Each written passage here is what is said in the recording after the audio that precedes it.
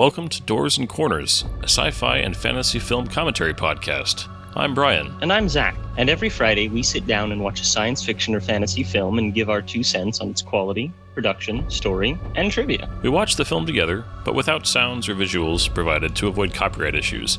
But if you do have access, we encourage you to join us and follow along.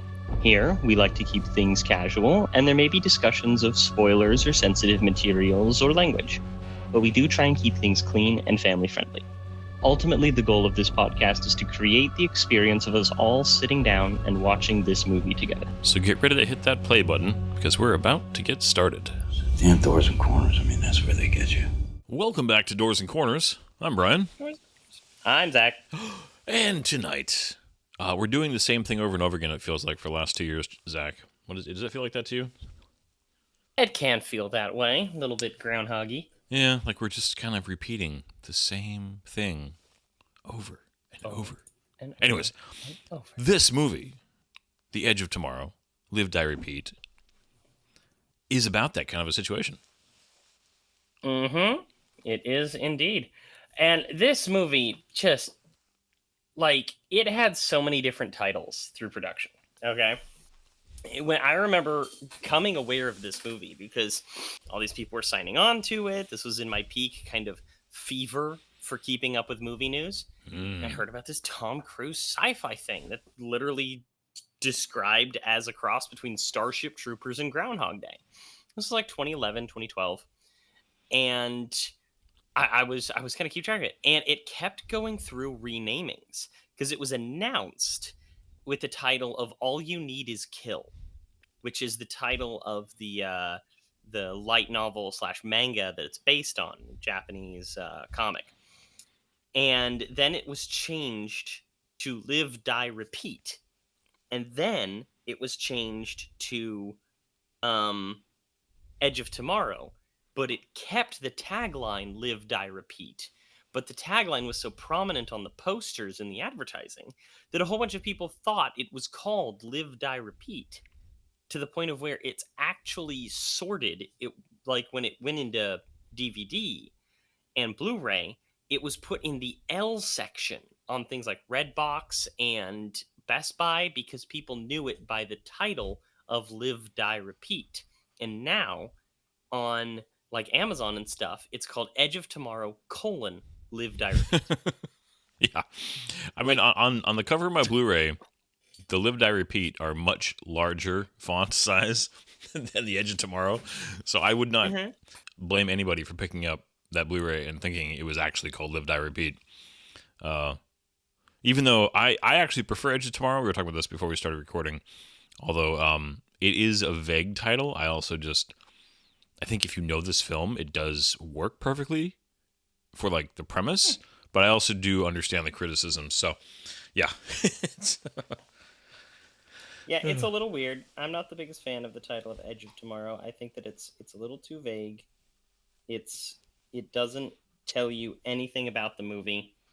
Like, one of the movies that this is really compared to in a lot of circles I've noticed is the Amazon original Chris Pratt movie, The Tomorrow War. Heard of it? And never seen it. Not being it's not great. It's not terrible. Not great. But it's actually, I think you should watch it. I'm really curious as to what you think. It's one of those that Jen has seen it and told me she thinks I would enjoy it. I don't know why. What's funny is there's multiple Chris Pratt projects on Amazon that I have been told I would probably enjoy that I just have never gotten around to. So I don't know what that says. Did you watch I haven't seen Terminal List. No, I haven't. Brian, I know. like Terminal List. He's a SEAL, right? Yeah. I don't know what. What's funny is as much as I like him in Guardians, and I really do like Parks and Rec because I like sitcoms, but I have struggled to be attracted to anything that is primarily a Chris Pratt project, and I don't know why, because I've enjoyed a lot of his stuff, but I don't know. Is it because you're jealous of his body? Oh yeah, no. If I'm jealous of anybody's body, it's Chris Evans. I'm a Chris Evans guy when it comes to the Chris's. Even though Well, purely I'm as an actor, Chris Pine is the best actor. What? Chris Pine is a better actor than Chris Evans or Chris Pratt, in my opinion, or Chris Hemsworth. Well, yeah, that's a Well, given. that's what I mean. Like, remember. it's the battle of the Chris's. You know, it's your Hollywood Chris's, and it's Pratt, Pine, Did you realize how much Evans, and Hemsworth. Hollywood is like ruled by Chris's? There's a lot of Chris's. Like Christopher Nolan. Okay, and then right now we're going to be talking about one of the writers of Edge of Tomorrow, McQuarrie. the gentleman by the name of Christopher McQuarrie, who I believe is just like a godsend to cinema. Oh, he's yeah. Even though not everything he's done has been amazing, but so much of what he's done is really good. It's like I get that he's too busy and probably has some other stuff going for him that he's probably not going to be able to do, but I want him to do some big budget superhero movie so badly. Those of you who don't know, Christopher McQuarrie, one of the writers of this movie, has directed 6 movies. 4 of them are Mission Impossible movies. Like, He and literally Tom Cruise are very close 5 friends. out of his 6 movies are Tom Cruise movies. And he's just an incredible director of like action and stunt work and practical effects. Yeah, he And strikes me his as a very writing old school credits are good, filmmaker. too. Like, He wrote The Usual Suspects. Yeah. He's one of those guys that you look into his filmography and you're like, dang it, he was involved in that and that and that. Uh-huh. Yeah, he's Right. he's cool to listen to, by the way. If you ever, I know you were talking earlier. So, I wanted to drop this. This is the headlining. Zach here, despite being a co-host of a podcast with over 100 episodes, even though we haven't done 100 films yet, that's coming, has never listened to a podcast ever. I find that This is true. hilarious. Christopher McQuarrie is actually really interesting to listen to in podcasts and interviews. Yeah. Okay, there's just so many people out there, especially guys my age, who are so obsessed with podcasts.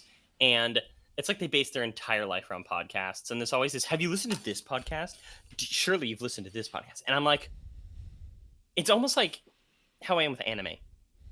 In that I grew up around so many anime people. I'm just like, I don't like the way you act. I don't want to be interested in the same things that you are. I'm going to go over here and watch YouTube videos and Star Trek. See, to me, And I know it's a broken ideology. Oh yeah. Well, I mean, this. because saying you don't listen to podcasts to me is like saying back in the day that you just never listened to the radio. But what I mean is like there's so much like there's not one thing where it's like, no, this is, all of radio is this or all of podcasting is this. There's there's so much variety. You can find interesting people on any subject. And see, I grew up, maybe this, I grew up with my parents listened to talk radio all the time. I mean, this was 80s and 90s. It was kind of peak, AM talk radio. And my dad even really liked, he was on a lot, but they liked even like the late night stuff that they're like, these people are crazy. And I don't believe most of this stuff, but it's hecka entertaining. And I get that. If you're staying up late and you need something to help keep you awake and engaged, listening to the UFO guys on AM Talk Radio at midnight can be a lot of fun. So, Dude, I'd actually like to be one of those guys. I don't even believe all that stuff, but I love UFO stuff. I love conspiracy theories. I could host the crap out of a conspiracy podcast. Hey, I'm actually rewatching The X-Files right now, and I was going to bring up an episode of The X-Files called Monday, which is a Groundhog Day-like episode in which they're stuck in a bank robbery, living the same day over and over again. So I feel like this story structure is like a rite of passage in science fiction because I agree with that. And it's one that when I heard about this movie, I was interested in it just right off the bat because I've always all the major franchises that I enjoy that have done time loop episodes, I love them all. I mean, it's the is it Chain of Event? What's the next TNG episode with Frasier on it? where he's Okay, because I was actually he's the cameo at the end. Cause and effect. Okay. Cause and effect. Yeah. Because I actually have a list in front of me Go for it. of all of the major episodes of science fiction that deal with this premise. Okay. One of them that is not on here actually is an episode that I remember from my childhood of the show Lois and Clark, the Superman TV show, dealing with the imp from the fifth dimension, Mr. Mxyzptlk. And he puts them into a time loop at a Christmas party.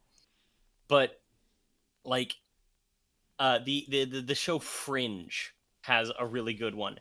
The best episode, arguably, but among the top 5 in every single list of Stargate SG-1. Window of 10 Opportunity. seasons, a renowned sci-fi show, Window of Opportunity. Oh yeah. In my opinion, the best episode of the rather controversial Star Trek Discovery, Magic to Make the Sanest Man Go Mad, featuring Rainn Wilson, causing a time loop. He keeps killing everybody, right? Yeah. And I do remember that episode. Supernatural, okay, has this episode called The Mystery Spot, which is a straight up parody of Groundhog Day because it opens every single time loop with the alarm going off to the song Heat of the Moment. Not Sharon Sonny? I don't think they could get the rights. But like so many other shows, I mean, you have on here Farscape, Voyager, Quantum Leap, Xena, Doctor Who, Stargate Universe, Dinotopia, The Twilight Zone, Doctor Who again, Eureka, X-Files, 12 Monkeys, Andromeda, Smallville, like an episode of The Flash. Like all of these shows do the time loop premise. Yeah. And this movie, I think, is one of the very best versions of it, and it's way far out there. Maybe it'll end up getting scrapped for something more personal, but another film that did this in a really great way is the Frank Grillo direct-to-Hulu movie, Boss Level. You have this on our list, right? Like next year or something? I do. Yeah, no, if we end up actually doing it, I don't know, but No, I'm so what's funny is you had put that on a list. I'm like, what is this? And I realized that I actually have seen YouTube shorts of it, and I was like, what is? Because I know Frank Grillo, and so I had, before I even realized the movie was a thing, I had seen YouTube shorts that I thought were like, okay, this must come out of a movie or something, but I hadn't. No, I am a big sucker for a good time loop. It is no okay. Let's briefly talk, and I didn't research this, so shame on me. But Groundhog Day, I mean, the reason why it's the Kleenex, right, of tissue paper, because kind of everybody's, it's the Groundhog Day episode. The genre is the Groundhog Day genre. Yeah, because was there any other significant illustration of this story in any kind of mainstream media before Groundhog Day? I'm pretty sure Groundhog Day at least was the first mainstream example.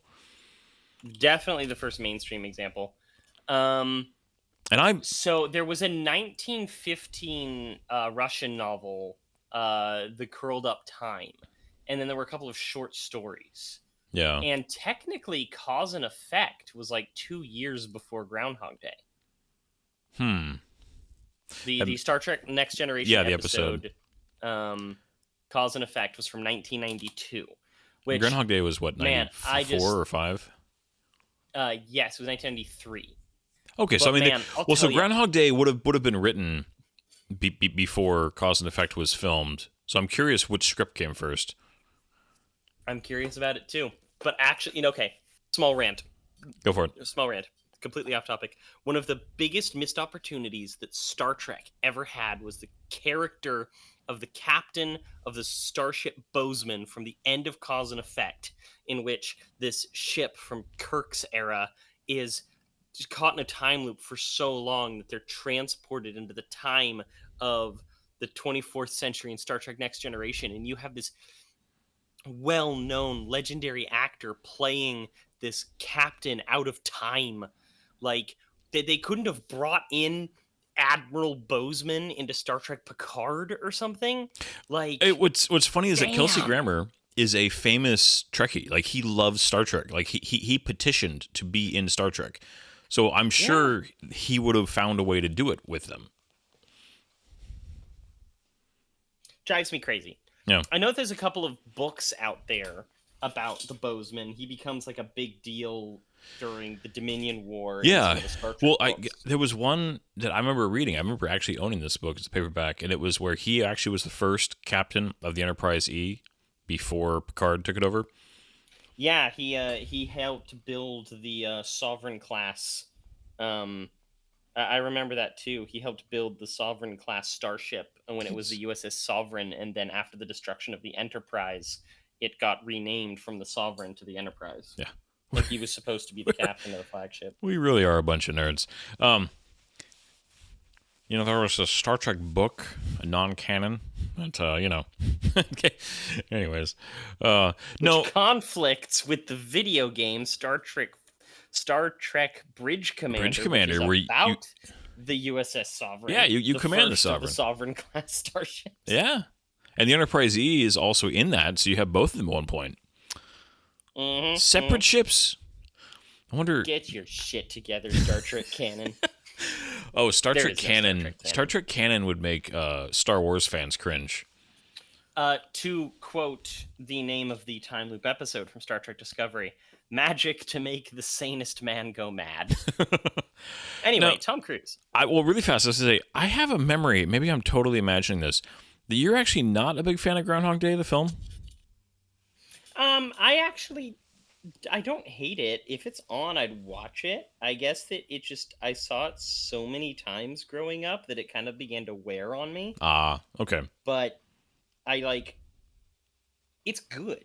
It's a good movie. It is a well-made film. It can be a little much. For me on Any film can be overdone. Like that's when I could see that being kind of ruined if you watched it too many times, because I do love that film, but I think I've only watched it like twice, maybe in the last 10 or 12 years. Because it was on the list of like a movie I needed to show my kids as they were growing up, right? It's in that type of a category of film where you're like, this is an important film, especially if you're a nerd. You need to see this film because this was kind of the birth of birth of a genre. Of this whole genre. Like there's a reason we call it. It's a Groundhog Day episode. So yeah, this to me though takes everything about that genre. It does it so well. And I've heard this. I'm not even remotely the first person to say this, but this is also one of the best video game movies ever made. Because the guy. Okay. Yeah. Continue. No. I was going to say, everybody who's ever played a campaign on hard.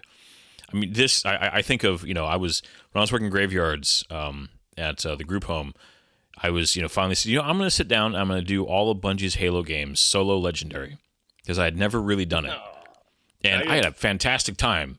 But this movie is that experience, and you can slot in all kinds of games, but.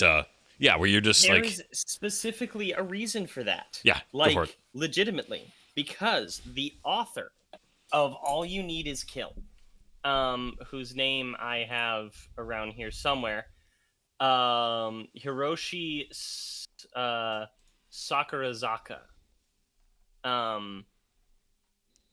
And... Wait, is that... Yeah, that's him. Hiroshi. So he actually wrote All You Need Is Kill inspired by video games. But what if your character was aware of the changes going on? Well, that's the I think the premise needs to at least for a film, this premise only works at least works well when you have some characters aware of it and some characters not. Because that is just a comedic goldmine, as we will see in this movie also. But you need some characters to be aware of it, and you need some characters not to be aware of it. Yeah. The differences between All You Need Is Kill and Edge of Tomorrow are quite extensive. Yeah. Taking place in Tokyo. The monsters, the aliens in All You Need Is Kill are like these big round balls with teeth that like eat everything, and they're really kind of creepy looking. But one of the things that they do keep in common is that they're supposed to be drone aliens that are made up of nanites and transmutable matter, programmable matter, I should say. So, in this movie, you do see that these are definitely not just like aliens. These are some sort of drone. There's a mechanism to them, which is supposed to tie into a potential sequel in larger universe where there are aliens who essentially sent them to Earth to terraform it and just treating humanity like a pest that needs to be wiped out. The main character in All You Need Is Kill is Rita Vertasky, and she's actually named Rita Vertasky. And same thing happens to her. She gets stuck in this time loop. But then stuff starts happening with the time loop, and she realizes that somebody else is stuck in the time loop too, which leads to the character of Cage, even though his name in that is Kenji. And she eventually figures out that she needs to die because Kenji has a better chance of fixing everything, but his powers, his ability to loop, are disrupted by her existence. And it's a very serious light novel / manga, and a lot less funny than this. Very kind of Attack on Titan for those of you who are anime fans in its tone. I didn't somber. read all of it. I wanted to, but I got distracted. But it was really good from what I did read. As somebody who's not a fan of manga, that's something that I plan on going back and finish reading. Yeah, I have. As somebody who has daughters who are very into that stuff, I have never read any of it. So, yeah, it's So before we jump into this, the other thing I wanted to briefly talk about, this will lead right into the casting crew, even though we've already talked about a few of them, is right off the bat, I just want to point out this was near the end, unfortunately, of Bill Paxton's just wonderful career. He's one of my favorite character actors of all time, and just a real loss. But I love him in this film.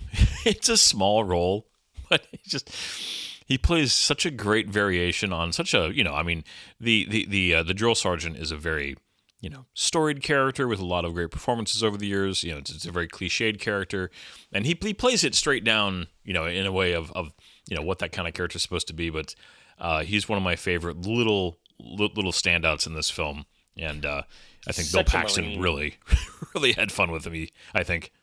All right, I'm going to go ahead and jump into the details. Yeah. So that way we can get into it. It's not the longest movie in the world, but it does have some heft. What the heck is heft? Like heft and girth. Anyway. You're making up words over there, man. It's all right. Yeah, it's got some real heft to it. So this is Edge of Tomorrow, Live, Die, Repeat. Came out in 2014. Rated PG-13, which is amazing. Imagine if this had been R. Holy crap, the blood. 1 hour and 53 minutes long. Directed by Doug Liman. Written by Christopher McQuarrie, Jez Butterworth, and John Henry Butterworth. Just Butterworth. Such a fun last name. Starring, of course, Tom Cruise and Emily Blunt as, the main cast. Supported by Bill Paxton, Brendan Gleeson, a gentleman by the name of Jonas Armstrong, who I'm going to talk about because he's got some really interesting roles. Is that the mutton chop guy? Is he the scientist? Yeah. Okay. No, not him. As well as a gentleman by the name of Tony Way, and another gentleman who I just like his name. His name is Kik Guri. Yeah, he's the Australian guy, right? Uh-huh. He's always wearing the Hawaiian shirt, even doing PT. Yeah. But yeah, so there's some really interesting actors in this thing, and I will also. I know I'm not the first guy to ever say this, obviously, but I like Emily Blunt. She is. I like her as an actress very much, but yeah, definitely. I have heard how much you like Emily Blunt. This do. is not the first time it has come up. I know. I just got to say it again. She would make the ultimate femshep. I still would maintain that if you wanted to ever do that project. For those of you who need translation, that would be if they did a live-action adaptation of the video game Mass Effect, and they decided to make the main character Shepard a female, which is an option. And I agree, though, unfortunately, she's getting a little bit old for that stunt work, even by her own admission. Yeah. And Amazon is doing. She would have been quite good. Yeah, Amazon is doing Mass Effect. I'll believe it when I see it. I mean, I don't know.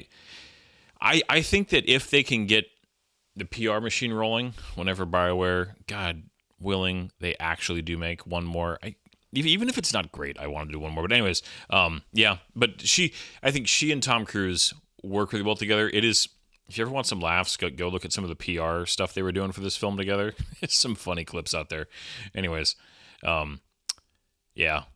Jim from The Office is a lucky guy. I'll just say that and move on.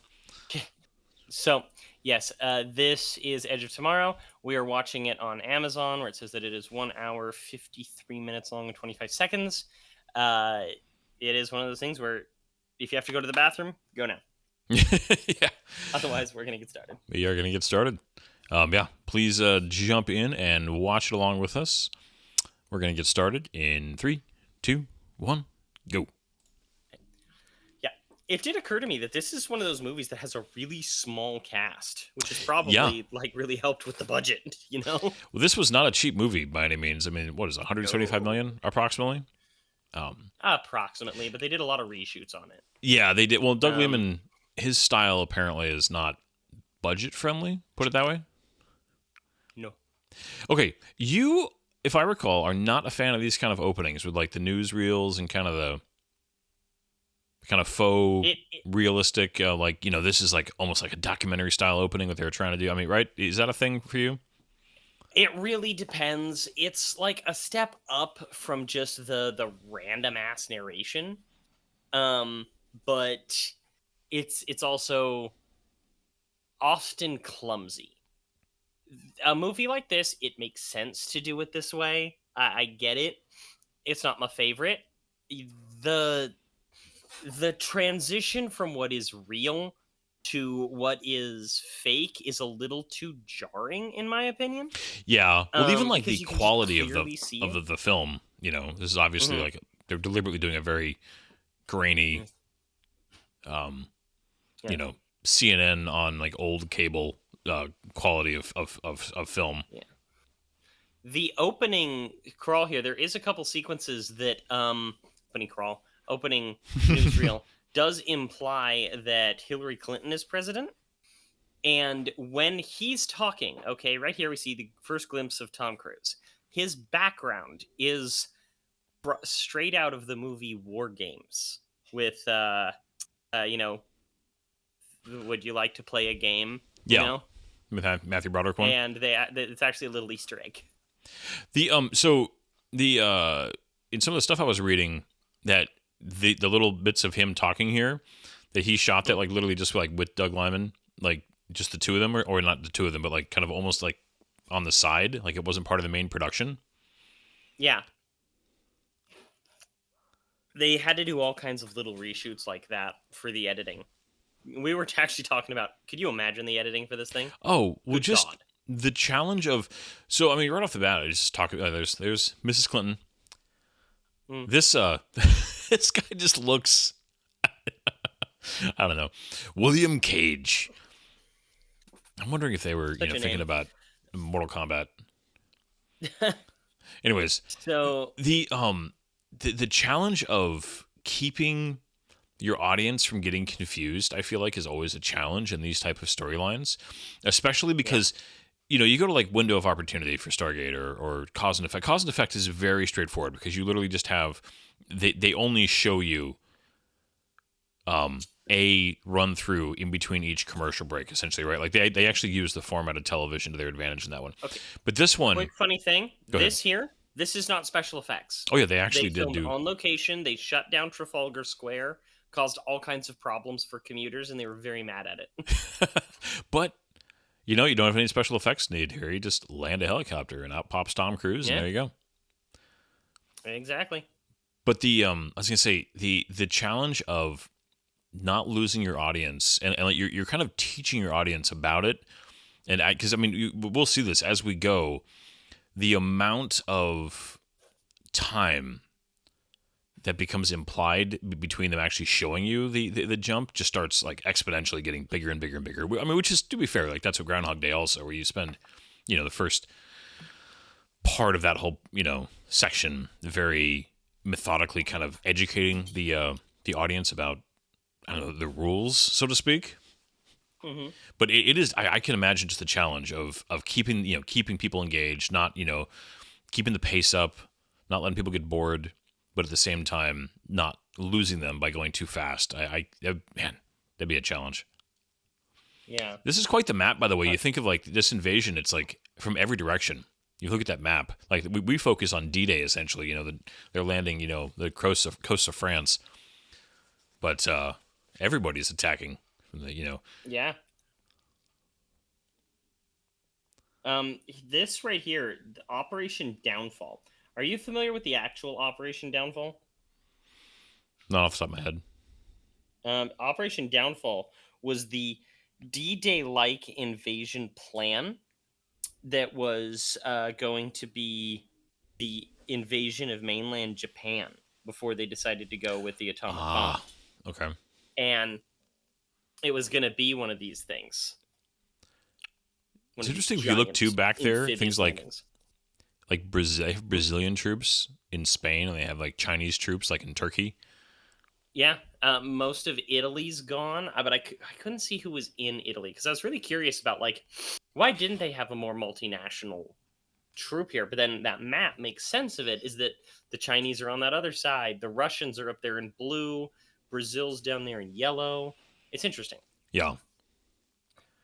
Now, God, this opening. yeah, it's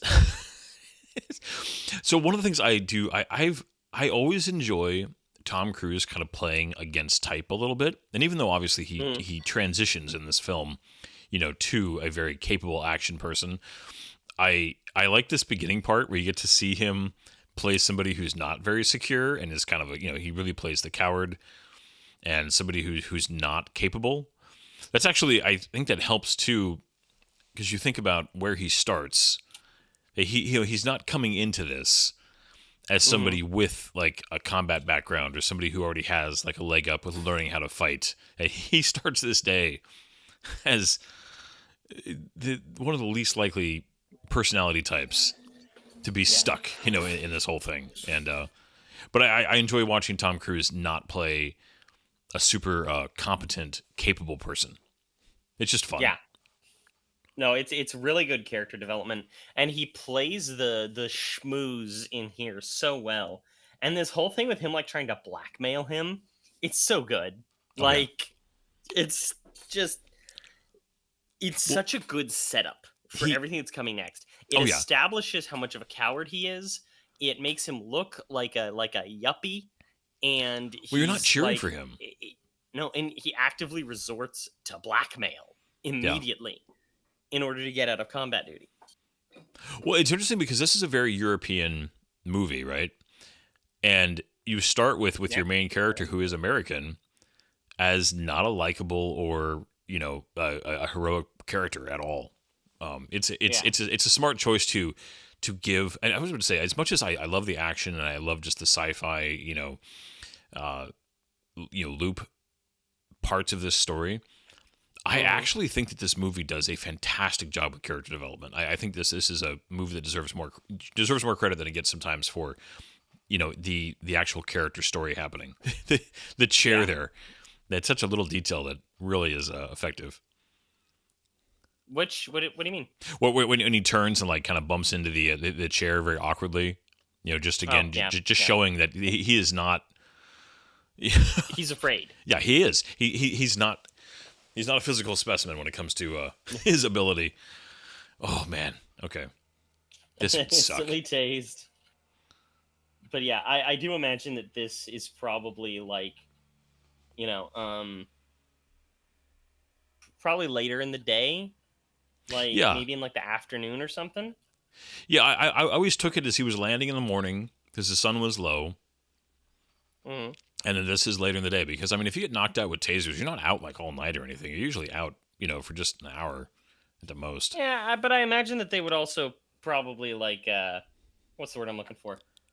They'd make sure that they'd sedate him a little bit. Yeah, because they do need to make sure that, because they basically forged some paperwork, right? The general did. They got all of his insignia off to show him as an officer uniform, but he's not got any of his accoutrements on his uniform.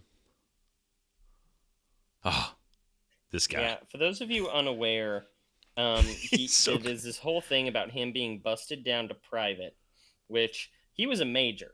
So to be busted down to private is like say you're a doctor who's about to get out of residency and you have to go back to your first year of college. Yeah. Yeah. I mean, officers just don't, rarely are ever enlisted, let alone, I mean, yeah, be bad enough just to go back to a lieutenant. But yeah, this, I mean, and so Bill Paxton here, this is, his single, this sequence here showcases him the most, but just he keeps it so straight the whole time. Just the way he's like, he's staring. He knows got this the amazing bullshit, mustache. Yeah. It's not a bad mustache, no. His cadence, though, is just very.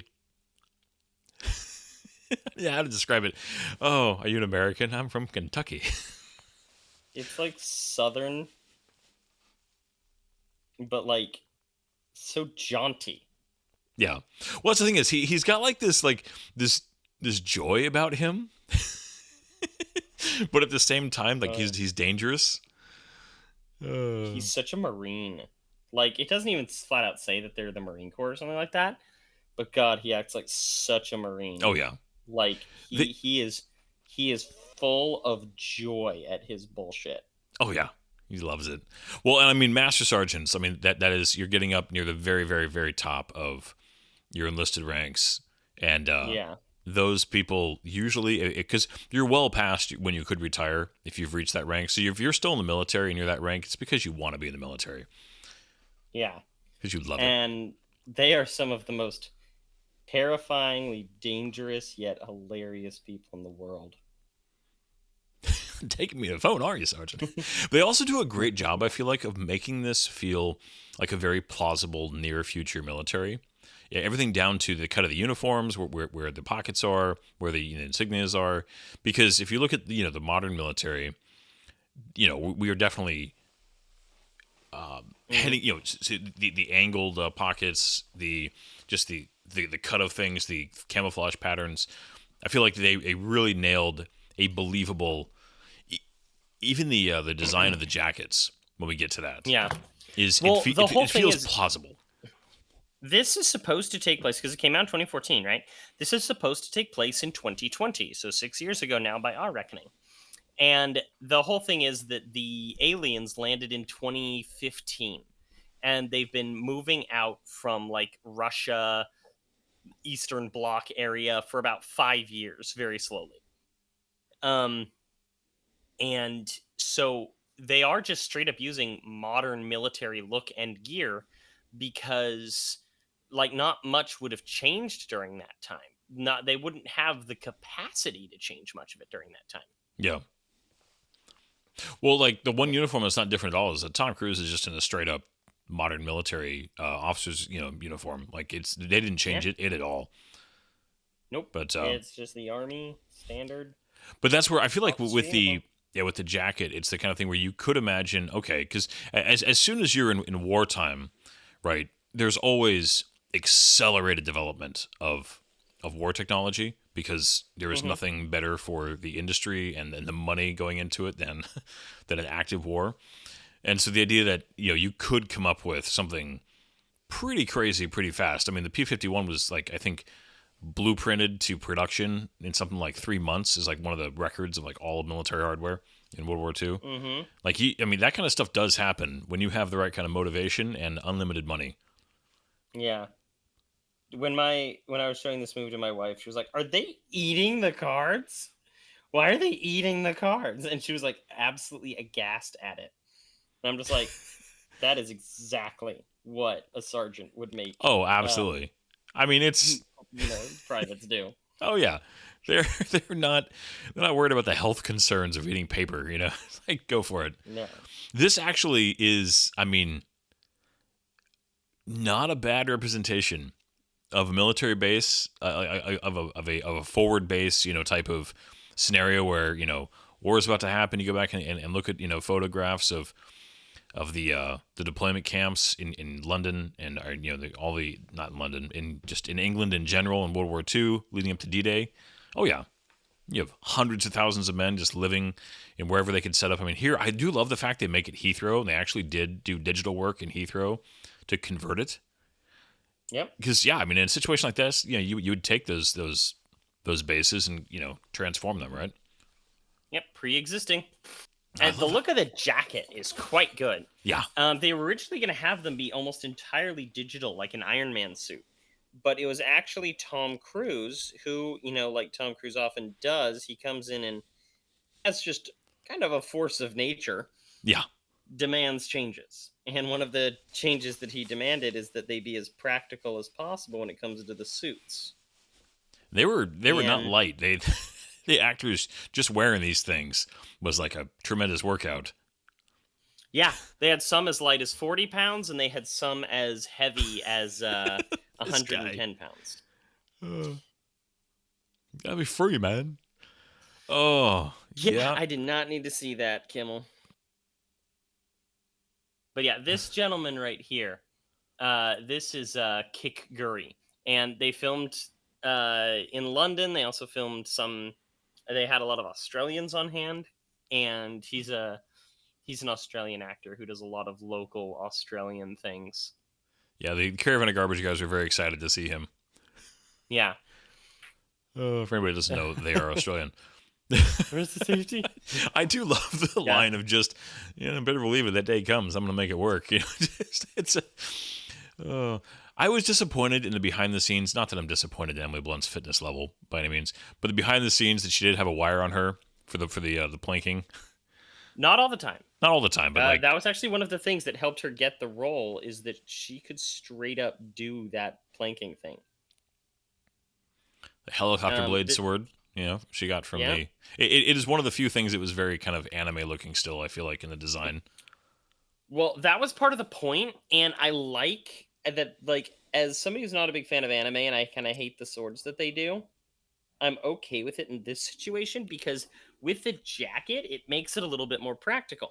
Yeah, and even in hand the strength. comic, one of the things is that she started foregoing ballistic, like firearms and guns, because she would always run out of ammo too fast. And so she went almost entirely to a melee build, because she would never run out of ammo. And so they designed this sword based on that part of the comic, with it being, like you said, a helicopter blade, which is just badass. I love in the wide shots here, they fully let Tom Cruise be his height also. This is one of the few movies you will see him, relative to the other actors, where there's no trickery to try to make him look taller. Yeah, not yet anyway. Well, yeah, but you know what I mean? Like, it's just... It is part of just... Like, right there, you can tell. He's shorter than almost everybody else around him. And it fits the story so well. Man, this is a good... So, the CG work in this movie, across the board, is pretty darn good. Like, this compositing work is solid. I read that they actually opted to film most of this in 35mm, because they really did want to try to get a little bit of that World War II vibe to it. Uh-huh. That is exactly it. And I honestly believe that shooting in 35mm film is one of those things that helps make special effects look better. I think so. Yeah. Well, and they did a tremendous amount of stuff practically here too. I mean, obviously there's a lot of CG in this movie. I'm not trying to, but I mean the jackets. I know that they wanted to film on an actual beach, couldn't do that, so they actually did build this beach on a soundstage. Isn't this one of the Harry Potter? No, not on a soundstage. Or one of the not on a soundstage, because one of the problems that they kept having is that this movie filmed for over a year, which is insane. The Lord of the Rings trilogy filmed over the course of a year, right? This one of the reasons why that happened is because they needed the day to look the same across the board. If it's the same day repeating, the weather can't change, right? So they can only film on days that looked like the same day. So it wasn't a soundstage. It was like, what are you saying it was then? If it wasn't a soundstage, it was outside. They weren't able to film on an actual beach, but they built a beach essentially, and then had green screen for the water area. This is one area though. I was gonna say, if you think about it from his point of view at this, right here, like this day, how scared would you be? Like, just how terrifying would this be if you were somebody with no combat training? Right. Just terrifying, because we already lost like a couple of the people, right? I do love that. Just drop or die. Like drop or die. Gotta do it. You stay here and die if you want to.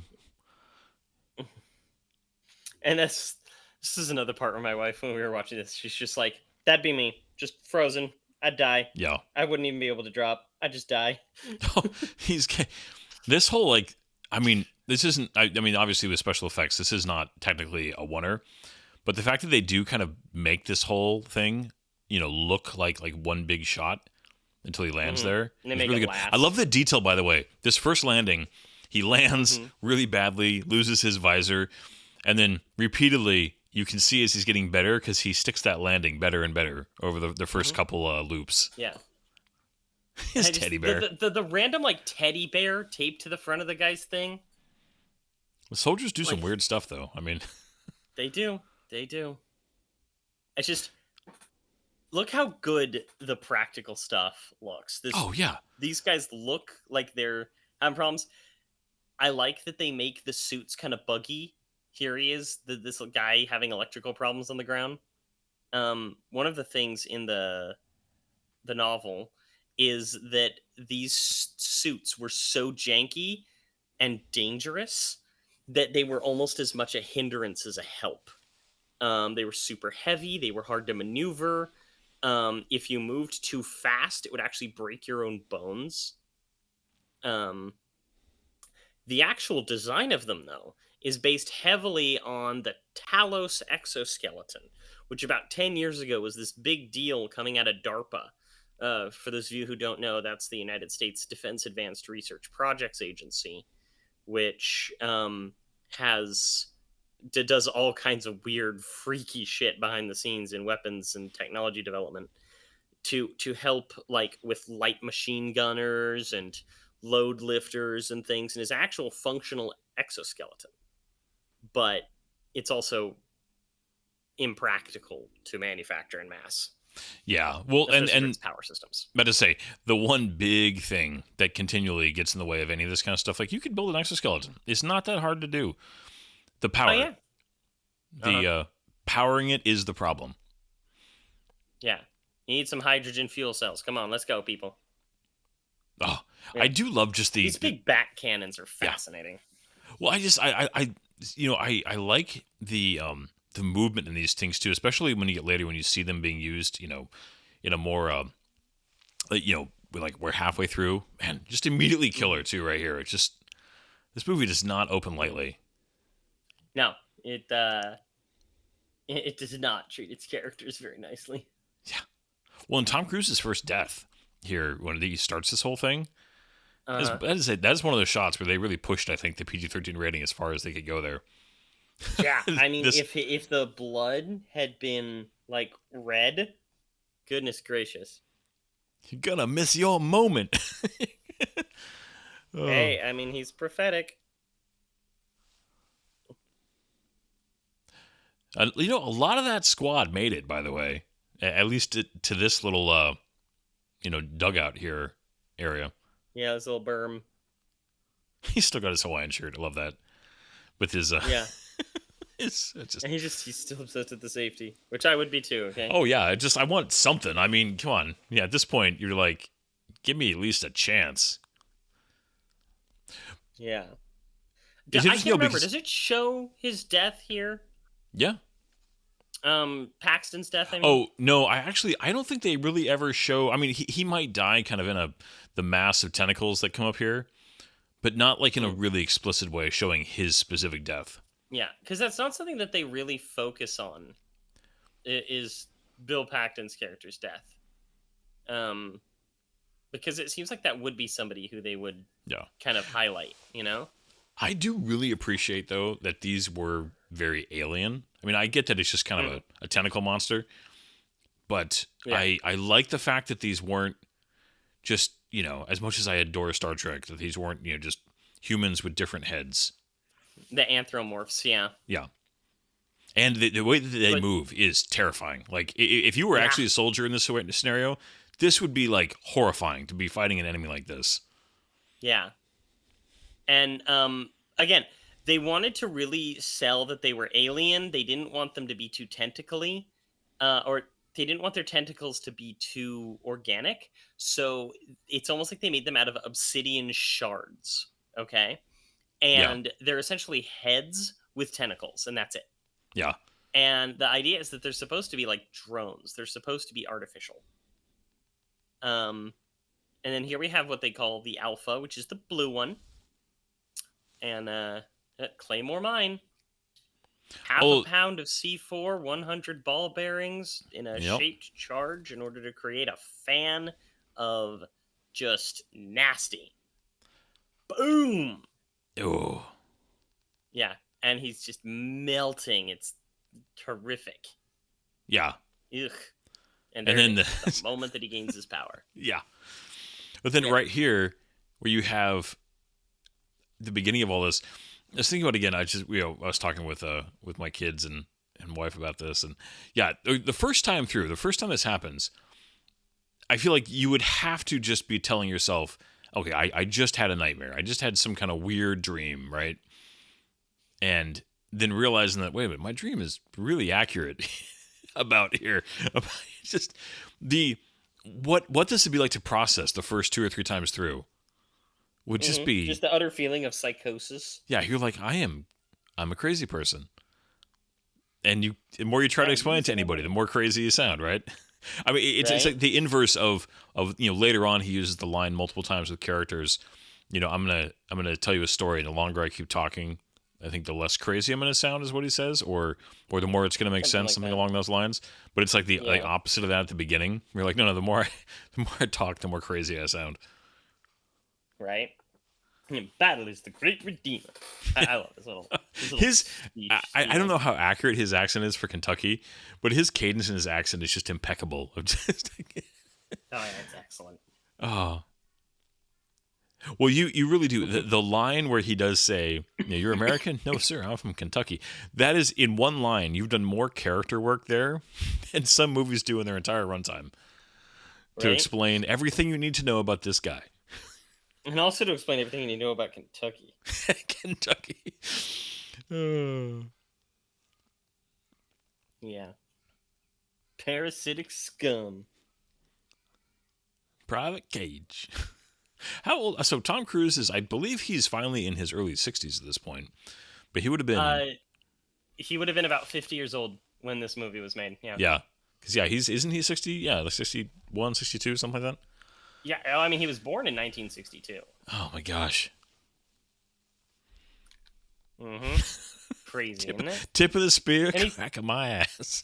Just like the contrast of, the soldier. That's great. Yeah. Who are these red berets? Are you familiar with the whole red beret thing? I mean, they're supposed to be MPs, right? They've got it's a modern take on, because an MP is, typically the black, armband with the white MP on it. But, I mean, I think they're just supposed to be kind of a British MP. Okay. Gotcha. But yeah, disengage. He's figuring shit out. Yeah. He's so dejected. Yeah. He looks so babyish.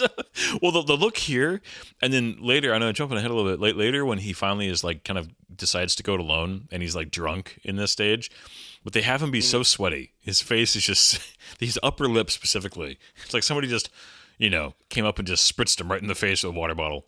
I mean, maybe they did. We don't know. There's a dead guy in it. Yeah. Just like such a line, It's terrifying. Yeah. Oh, but even here, so if you watch here, when he lands the second time, he still lands badly, but not so badly that he breaks his visor. There's just like little details like that I mean, they had to have really gone through reviewing exactly like the amount of incremental skill level that he gets. Yeah. Because, I mean, to talk about, maybe in some ways it wouldn't take as long as you would think, because there is nothing like experience to teach you quickly, right? Yeah. You would learn so much faster in this environment than you would in a training environment. Mm-hmm. So see, he gets back up and his visor's intact? Yeah. I don't know, I don't know why that stood out to me this time through it. I was like, okay. And then here, just immediately... Like, bye, buddy. Oh no, okay, it's the next one where he runs and tries to get him out of the way, and he just gets buried instead. Yeah, he gets absolutely clobbered. Oh man, some of his deaths in this movie are genuinely funny. I Yeah. remember in an interview with Chris McQuarrie and Tom Cruise, they said they had a lot of fun coming up with inventive ways to kill him. Yeah. And like overall in this movie, he's killed somewhere around 26 times. That seems low, but the I mean, I know implication it's is been that counted, so I there's know it's a right. lot more, you know? This scene, what? Talk about like also getting to know her. Like this is the first, like we saw her die the first time, right? And we've seen her in the posters, but this is like her real introduction to him. And Yeah. what just a cold, like just taking your battery, just leaving you here to bleed out. Yeah. Well, one of the things that this movie does pretty darn well is the whole show don't tell thing. Yeah.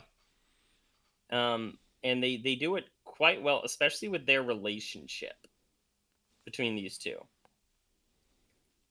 Because it's not like too overly sappy.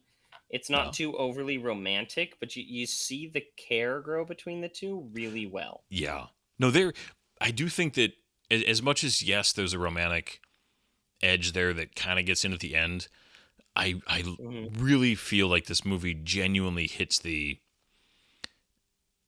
You kind of can't help but put yourself in his place by the end of this, of just the amount of time he spent with her at this point, right? When he gets to the end, we'll talk about more when we get there.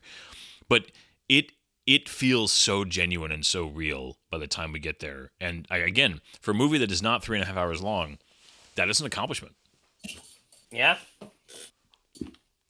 This one guy, I always do wonder, like, filming this must have been interesting, right? Because, I mean, I'm guessing most of this stuff, they filmed all the takes in this spot, kind of where you go through and you fight balls out, literally. Yeah. He doesn't talk much. He doesn't talk much. Oh. But I mean, I'm imagining like filming this and be like, all right, so we're just going to have Tom Cruise get progressively more crazy as we go through these takes.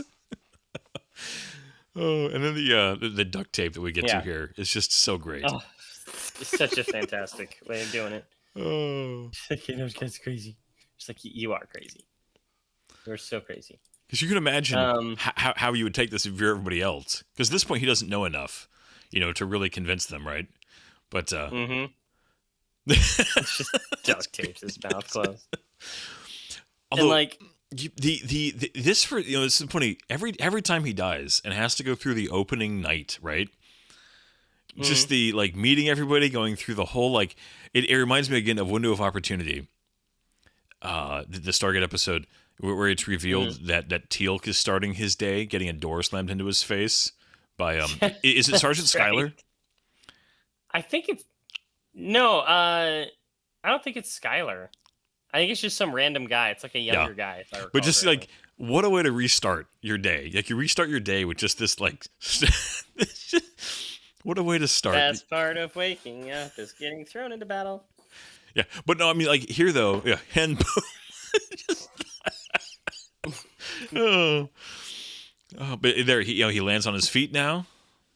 Mm-hmm. All right, and I mean, I do love though they do start here, and I appreciate this, because again, this is a very efficient film. As much as it does drag a little bit, they are building his character immediately here. Because what are the first things that he's trying to do? He's trying to save people. Like as much as he's a coward and he's trying to, they introduce him as somebody who's not heroic. The first things that he cares about is trying to save people that he's basically never met before, right? Yeah. And like, because I think that he just realizes that the best way to survive would be to win the battle, and that's kind of what he's trying to do in whatever small way he can. Yeah. What's that saying? The only way out is through. Yeah. One way out, as Andor puts it. Yeah. This is, again, though, just like really showing. I mean, she is, but again, they're telling you immediately, she's recognizing this. They're showing you again how many times he's already done this. Just the fact that he's just a little bit right here. This is also the bit where you realize that that he's done it more than just what we've seen, because Yeah. like him like shooting the one behind his head. Without having a look, yeah. Yeah. So it's just like he's probably like 10 deep at this point.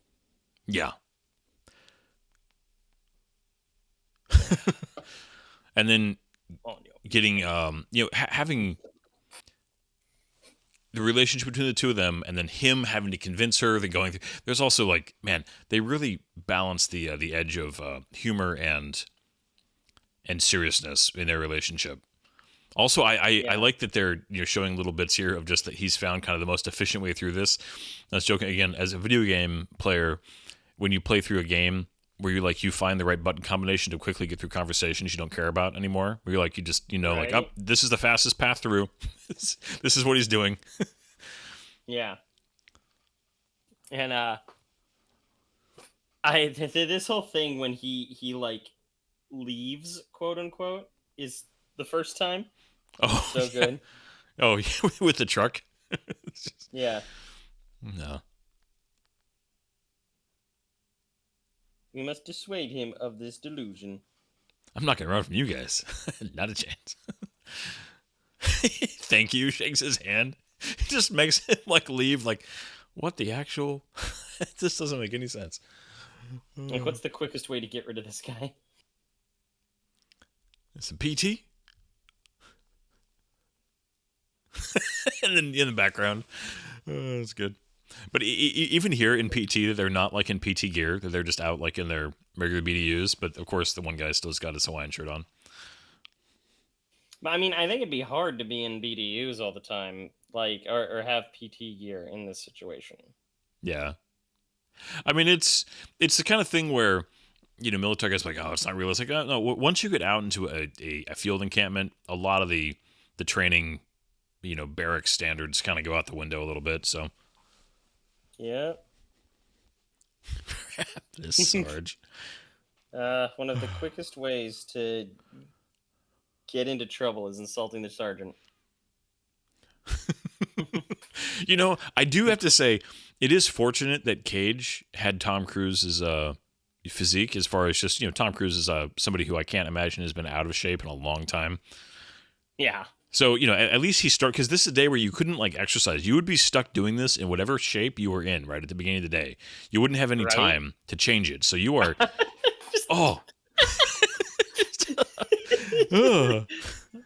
What the hell were you thinking? He just gets. Those of you who don't know, he just tried to escape by rolling underneath a truck. That would be a perfect Tom Cruise move in any other movie, but in this particular case, he gets run over by the truck, and he's alive long enough for him the other guy to have a reaction before it resets. Oh yeah, he just gets squished. Just go. Yeah. Oh, it's good. Nobody even notices.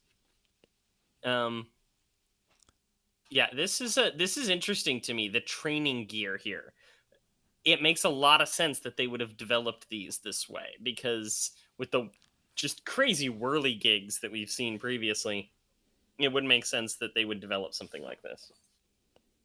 Yeah, just learning to shoot him. This whole base complex, I actually do kind of like. I don't know. It just seems very, very thrown together in a way that seems realistic. A lot of. You would have a lot of old hangars here. You just kind of repurposed them, but I love just the audience he's got. Just everybody like, are you seriously gonna go talk to her? Because you speak to me. I got something on my face. Yeah. The damage these things do to him though later on in training, just it's smacking him. So funny. Oh man. But yeah, this is like the sexy shot. Oh yeah. And it's even fairly conservative for a sexy shot. She is just in fantastic shape though. Like mm-hmm. But they let her be, look like she's not overly made up. You know what I mean? Like it's sexy, but it's also her hair is not perfect. She's not plastered in makeup. She's sweaty. Like they do manage to strike a balance between kind of sci-fi sexy, but not. I don't know. Yeah, she it works. is the perfect like sci-fi military attractive. Yeah. Where she looks worn, she looks like she could be an actual soldier, but they still give her just enough makeup and the clothing choices to make her attractive. Yeah. It's something that I wish we could see a little bit more, because one of my problems with a lot of like sci-fi superhero action stuff is that the attractive people are a little bit too attractive in places where they shouldn't. Yeah. It drives me nuts. Yeah, and I also appreciate that they don't. I mean, they have that one shot where she's wearing her little flak vest, flak jacket, tank top. But for the most part, they keep her in clothes that are not, they're realistic for the setting, especially too because they're in England. This is cold, right? This is not. They're not, fighting the Caribbean. Because there's, I remember in Black Widow, which is not a good movie, but the contrast between Scarlett Johansson's outfit and Florence Pugh's outfit is like, one is like clothing somebody would actually wear. And then there's the actual Black Widow costume, which, as much as it looks good, is very like, yeah, this exists only in a comic book movie. Yeah. And they have her in what I would call more the Florence Pugh level, female uniform, which is much more realistic. It actually would be comfortable. You could actually move in it. Yeah. This guy was actually almost entirely from reshoots. Yeah. I feel like, okay, so what else has he been in? Because I know I've seen him in other stuff. I was thinking the same thing, but I couldn't really place it. He's got the Price mustache from Call of Duty Modern Warfare. The full mustache down to the mutton chops, and then all the way up. Mm-hmm. What's the character's name again? Price from Call of Duty. No. This is Carter, right? Oh, the actor, the character's name is Noah Dr. Carter? Noah Taylor, Dr. Carter. Dr. Carter, yeah, Noah Taylor.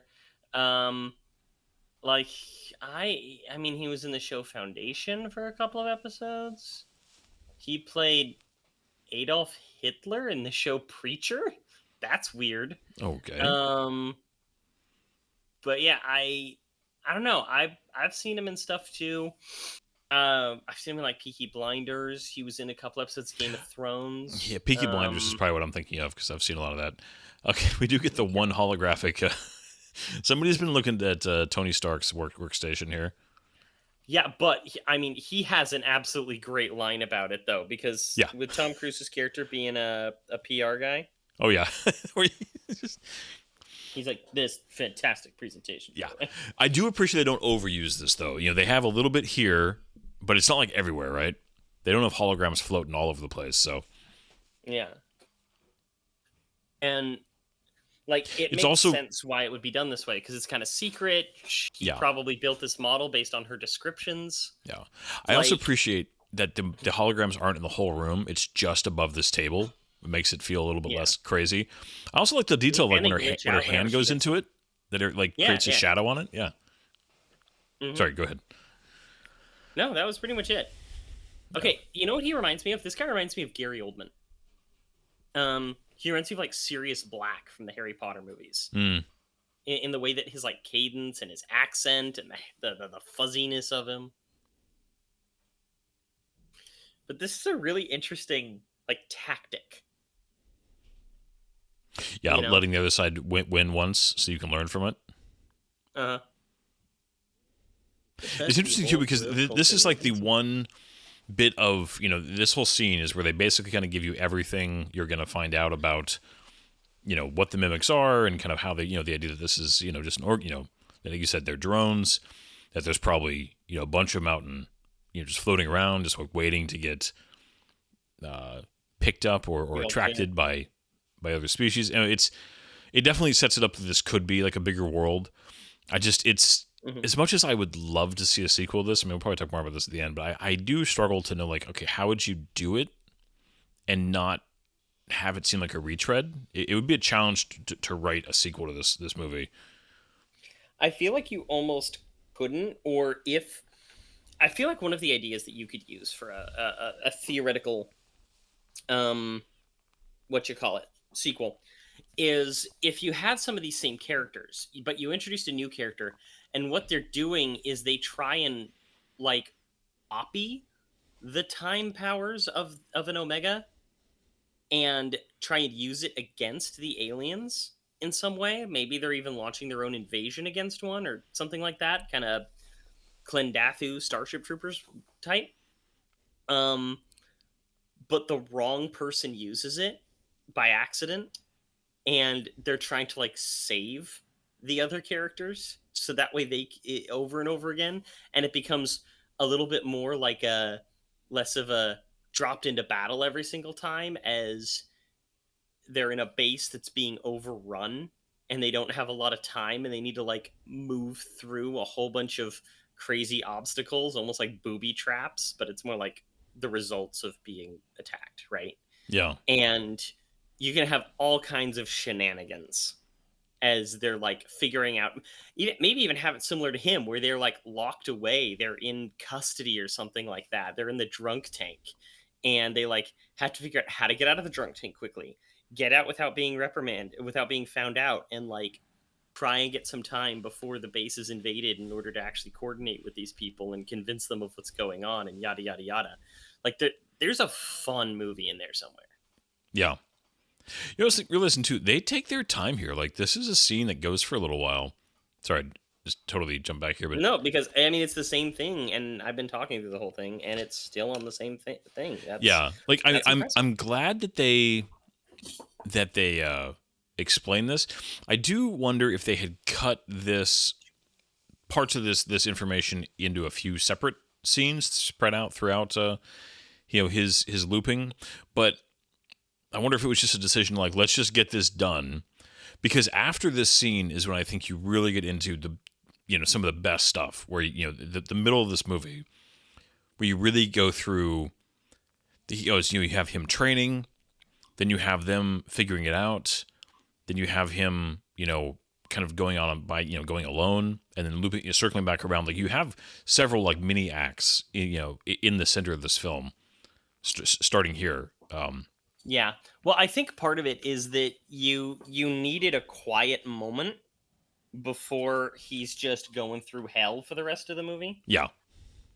You just needed that second, because you get another one. You just start to feel bad for him, I feel like, here. I mean, she is rough. Now, granted, you could argue that he needed it, but especially later, and this is where it's hard, because she's experiencing this for the first time every time, right? Yeah. But there is the all I can feel is my lips. Feel it, my lips, and it's just like little. That is the one thing that I mean, the what was the character's name that he did in Tropic Thunder? Les Grossman. Oh, Les Grossman. That Tom Cruise is actually a fantastic comedian when he wants to be, but he's just usually, that's not his type of movie. But when he wants to, he's got great comedic timing. Oh yeah, do you remember the movie Night and Day? Oh yeah. Did you ever see that? That's actually like an underrated film. I feel like that is a fantastic movie that does not get a lot of attention. I mean, it didn't do very well in the box office. I'm not a big fan of whatever her name is in that movie. Cameron Diaz. But yeah, it's okay. So one of the things here, Tom Cruise gets a lot of shit, and he deserves some shit. But one of the things is that he hasn't made many bad movies in like the past 20 years. Okay. Yeah. Like, I would say since, I mean, I almost want to say Minority Report. After Mission Impossible 2. He's been on a hot streak, essentially, because you have some that aren't great, like Night and Day, Rock of Ages, the second Jack Reacher movie that he made, Never Go Back. Yeah, like Jack Reacher 2 and The Mummy are by far his worst. But he's in that. He's also somebody who, like, and we've talked about this with a couple of different actors. I rarely think that he's the reason a movie wasn't great. Now, granted, he's somebody who's so thoroughly invested in and involved in. I mean, he doesn't make movies unless he's also in. I mean, when was the last time he was in a movie that he didn't help produce? Right. I mean, so he you know, with that, you get some of the blame, and rightfully so, when a movie doesn't work. But I don't think you could ever accuse him of not being invested in truly trying to make the movie as good as he can. Yeah. That whole conversation there where he's like trying to convince her to like, what if you tried having sex with me in order to pass on the power? That's a good little like, you know, funniness to it. That also makes sense for his type of character. I do. So what I was gonna say is, you know, there's later on, there's times where I feel like if she really does understand, you know, what he's going through, because she's done it too, that there are times where I'm like, couldn't you have a little more sympathy for him, so to speak? But I think that he also represents everything that she hates. Yeah. And I think later on when you find out, I mean, they don't delve deeply into it, but that she had somebody that she was close to when she was going through the loop that got, you know, she got really burned on, right? You know, somebody that she was close to. I mean, I think Hendrix is his name later. And they barely talk about it. But at that point, you've gone through so much, you kind of get the idea that she's just refusing to even, you know, consider letting herself get emotionally invested in this whole thing. That, and she's probably also mad. Oh yeah, that she doesn't have the opportunity. He got it and she didn't. Yeah. Well, I'm sure in her mind she's like, if I had this again, what I could do with it, right? Mm-hmm. Yeah, that whole like sequence though at the end of the training with just the, you know, gunshot. I mean, the pace. It's almost like music in this film, because it'll get to the point where the resets are coming so fast. And then it starts to slow down, where you really start to see the progression of another, you know, like here, like training's over, like we had our first vision. Now we're working, you know, we're going back to the beach here in a little while. The ebb and flow of the pacing is really well done, I feel like. Yeah, I'd agree with that. Because a little bit later, we talked about this a little bit before, is that the pacing ends up feeling like a little off in the third act. Like they need it for the emotional climax that they're going for. But it's still just a little funky. Yeah, it is. They do struggle with it for sure. I won't. Yeah. And then this, just the I do appreciate that she is paying attention to him though. Like, I mean, as much as she's annoyed with him and she's harsh, she also is actually, you know, paying attention and working with him. I feel like there's a good balance between, she never turns into a different person. But the, you know, and this is where we transition though into watching, where he's watching her die now, because they switch from his deaths to her deaths here, right? Yeah, that becomes like the focal point. That's a narrative key, that it's less about him now and his like selfish survival and more about her survival for him, as he becomes more and more attached, and he stops caring about his own death and starts caring about her death instead. Yeah. Yeah. Well, and it's a great way to take most of his deaths down. Yeah. Well, I don't think they even show his death for a while here, do they? No. It's just the idea that when she dies, that's the reset. Yeah. Like that there's no point in him going on. And I know, you know, people out there might accuse this of being sexist, but it's also just a reality of the vast majority of human beings. Having her be a woman does give this a little more weight, because most guys would be affected differently watching a woman die over and over again. Yeah. They just would. And again, I mean, you can get mad about that if you want to. Sorry. But it's also true.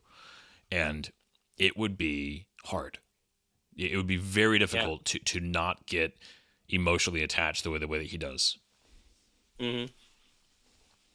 And I love this because even though he hasn't been around J Squad in a little bit here, at least on screen, you forget that he's still around them every day, right? He's still seeing them every day. Yeah. And the way that he does this whole thing here is quite entertaining.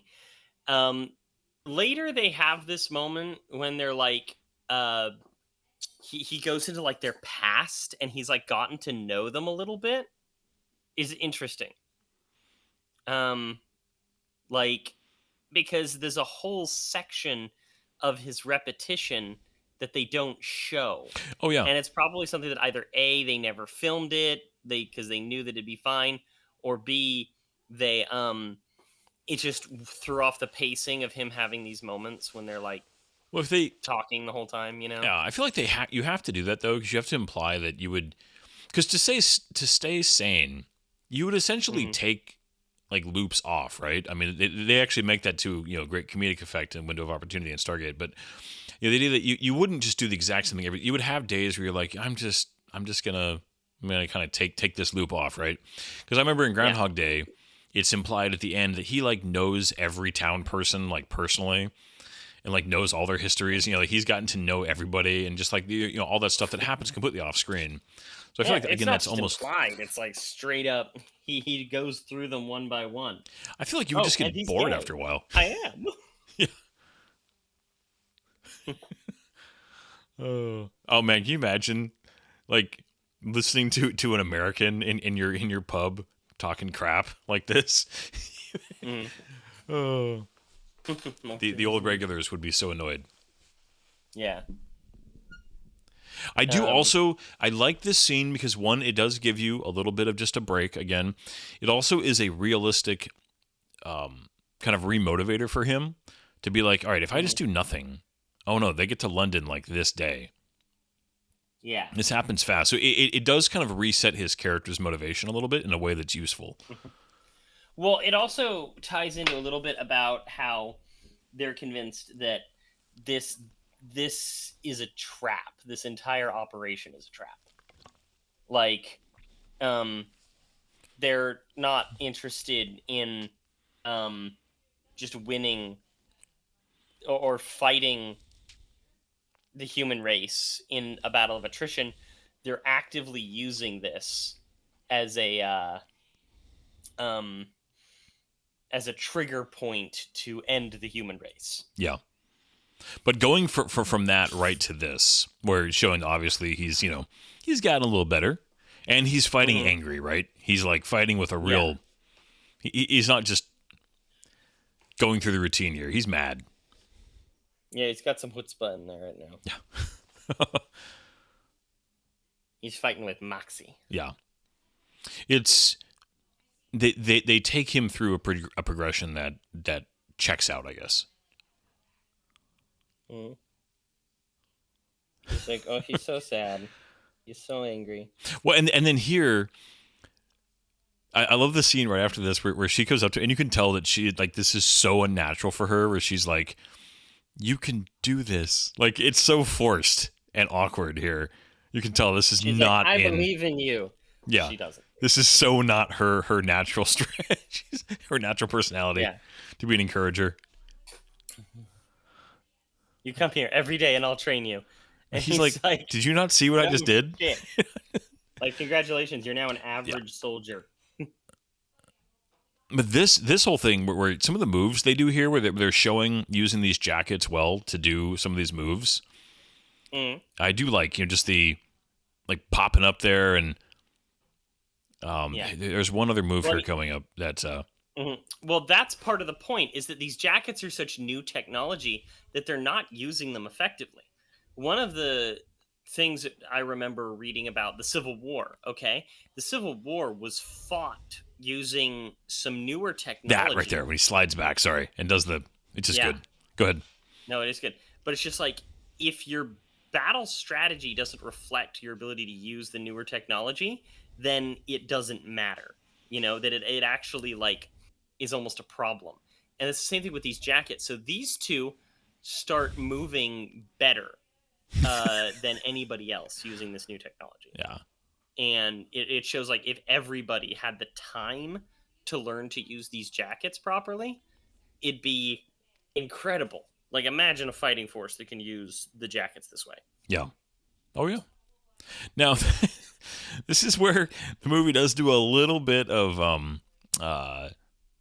just the three-dimensional spacing. Love that he reminds her to disconnect it, and they don't. It's just, I don't know, it's just a funny... Yeah. But just the idea that they would not fit in the minivan, even if you took the seats out, like the guns on their backs. There's no way. You wouldn't I even don't know get into about the that. door. I don't know about that. I have seen some truly fat people get into cars. Like, they show there's some difficulty. It shows him tearing out the seat and everything like that. These have been built to accommodate some large folk. So That's true, I guess. You're right, but it's a little bit more believable to me than other things. Also, she forgot to unhitch the thing. Yeah. Right? It's great. Oh. What do you think of the assault rifle that they have that like straps to their arm, but then they also use it just like holding it? It's so interesting because you can tell it was designed. It doesn't have a buttstock at all, so it'd be really unwieldy to use it without the jacket. But you're not wrong, but I don't know. I like it. It looks like reasonable while being kind of science fiction-y, but it's not insane. Yeah, but it's still Also, using apparently in 5.56, this which scene, she was actually driving, not a stunt driver, and she actually caused a car accident and almost killed Tom Cruise. nice. Yeah, heck of a thing. It's good driving. They actually got pretty close during this filming. Yeah. They became good friends. One of the things is that when they came back for reshoots, she found out she was pregnant, and she had been doing a bunch of her own stunts during the main shoot. And he confronted her. He's like, "Why aren't you doing your stunts anymore? That was so much fun, and we got so much good footage." And she had to tell him that it's because she was pregnant, and he was only like the third or fourth person to find out. Yeah. It was that kind of thing. It was, but yeah, that's why I was at the beginning when I said that they have some fun interviews together. This, like you were just saying, and it's because you could tell they were like actual friends at that point. Yeah, they do have some really good chemistry. Yeah. Well, again, like as much as Tom Cruise gets a lot of crap, you struggle to find people in the industry that don't like working with him. Like most people that work with him really do. Like, if anything, what they complain about is that he's hard to work with because he sets the bar so high for just how hard you work on set. Yeah. Okay, so in doing some reading, the primary weapon on the jacket is a modified Scar H. Okay. Which makes sense. It's a blocky, chunky looking thing. Yeah. I definitely feel like if you were fighting mimics, though, you'd want at least 308 or something bigger. 5.56 is a little lightweight for alien hides, I feel like. I mean, if you look at a close examination of the magazines that they use in here show that it's using 7.62. But like, yeah, I mean, it does look that way for sure. It's just later and it's probably just a script error. When he finally decides to stop trying to take her with him, and she like starts the day like drunk, he actually specifically says, I need 8 grenades, an extra battery, and extra 5.56 mags.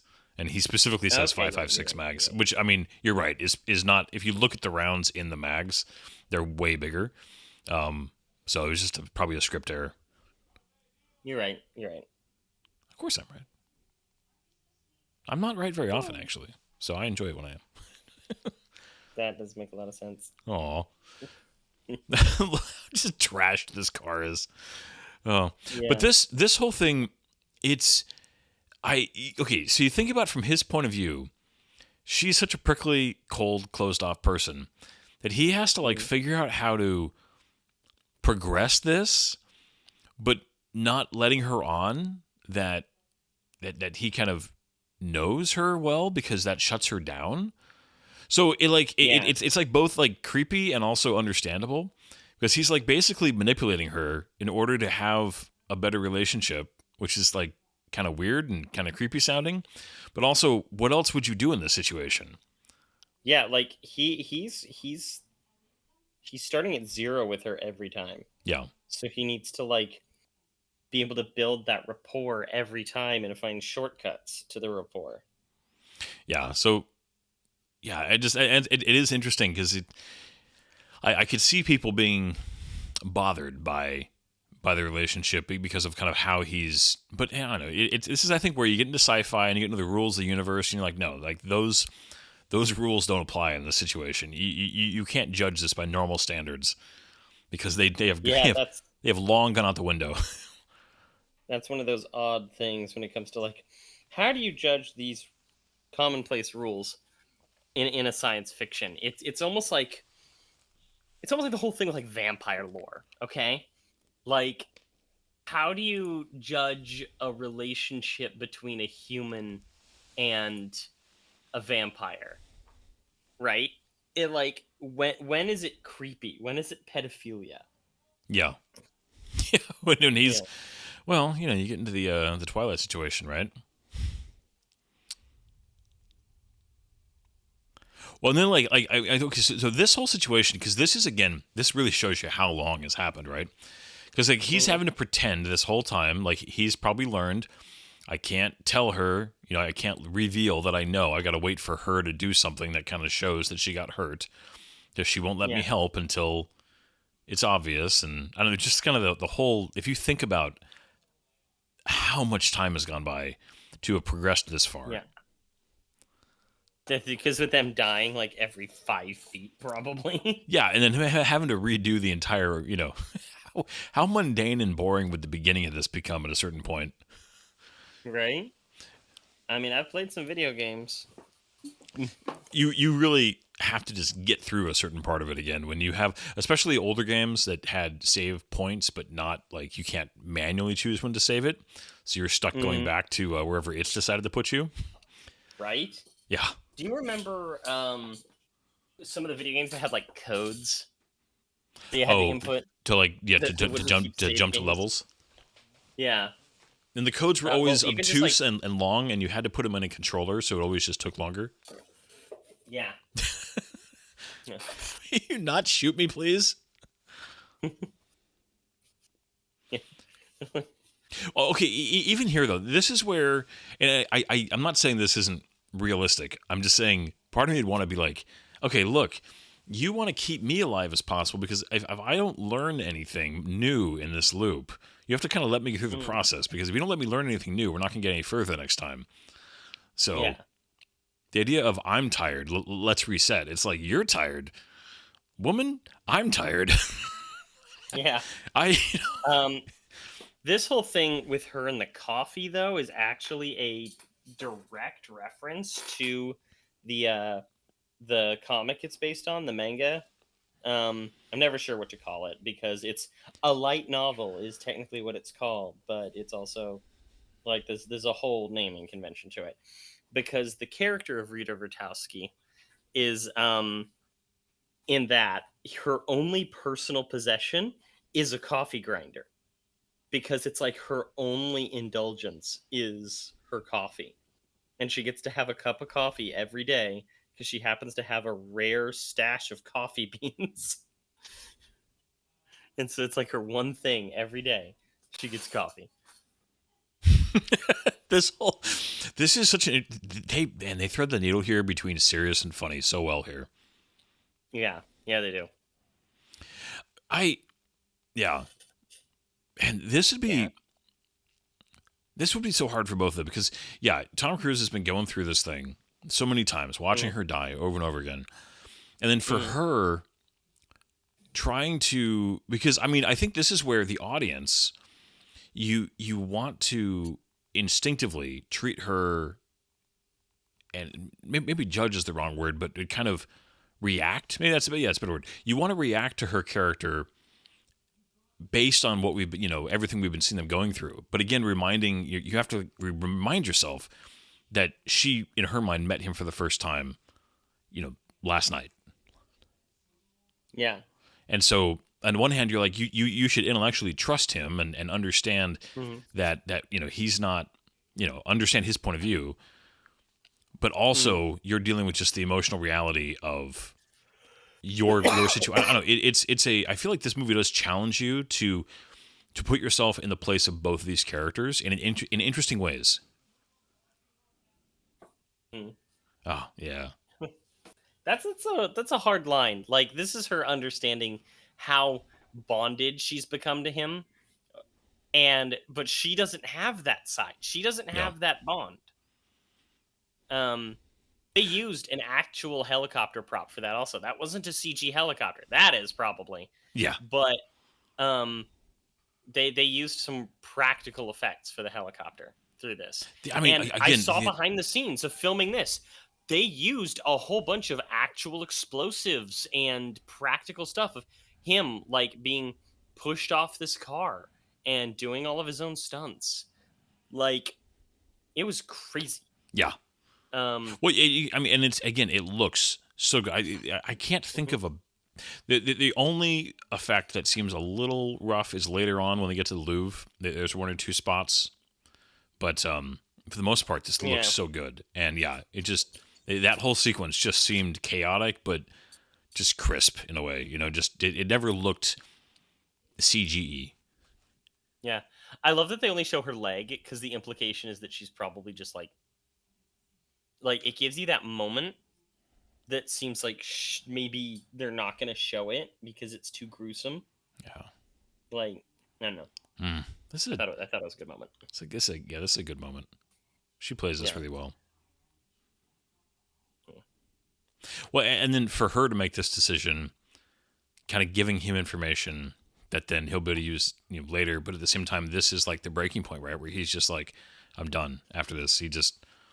And it's interesting is that he gets there. Like, I mean, we're about to jump to that next kind of sequence where he just decides I can't do this with her, and they get to the dam really fast. I mean, and I don't know if it's implied that it was actually easier for him to just do it by himself, or if they're just like the point is he did it without her. There's no need to show him going through the whole learning phase again of learning the route without her. But I like this again. This is a really good shift, I feel like, in tone. I always appreciated this. Again, as much as this is funny and action and everything, I really love the character work in this movie, and this is a turn that I really appreciated. Of that. Yeah. All right, go ahead. Nothing. Who said you could talk to me? Like adding this moment is really good because it distinctly shows the shift in his attitude without taking up too much time. Yeah. Well, and also reminding you where she starts every day, that they start every interaction here. And every single time he has to get through that PT section. Yeah. Yeah. Oh.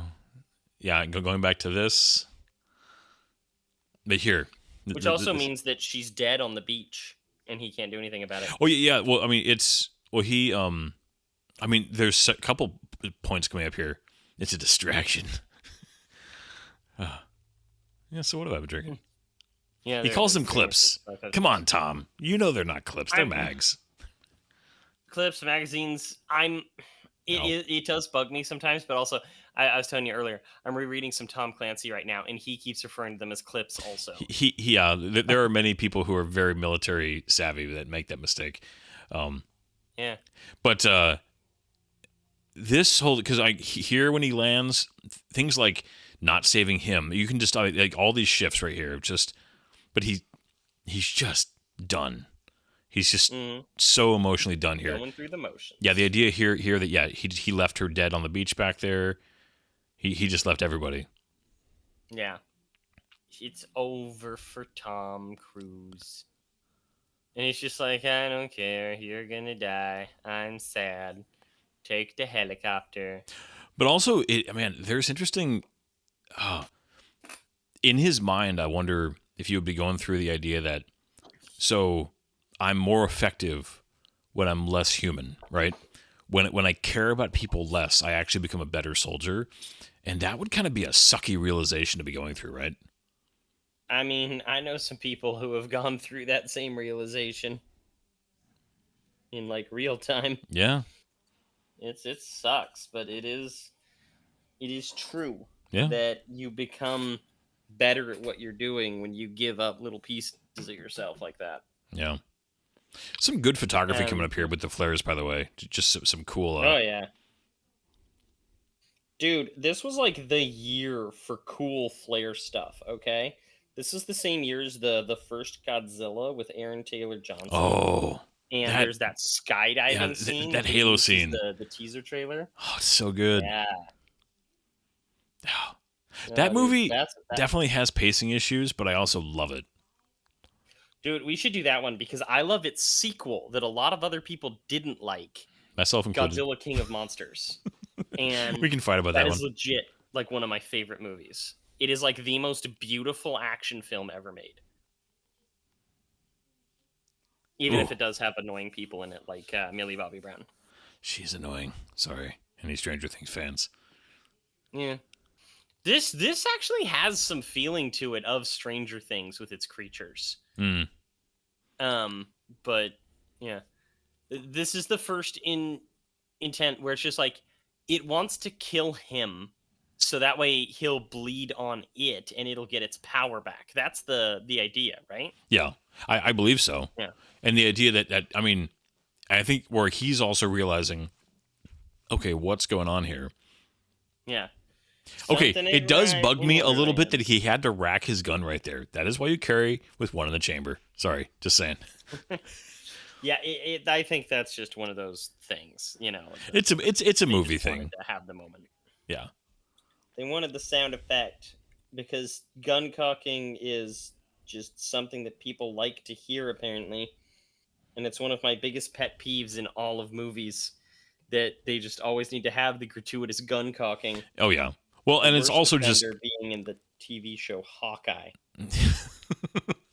well, I always hate so much anytime somebody's like, I'm really seriously threatening you by I'm gonna chamber around. I'm like, wait.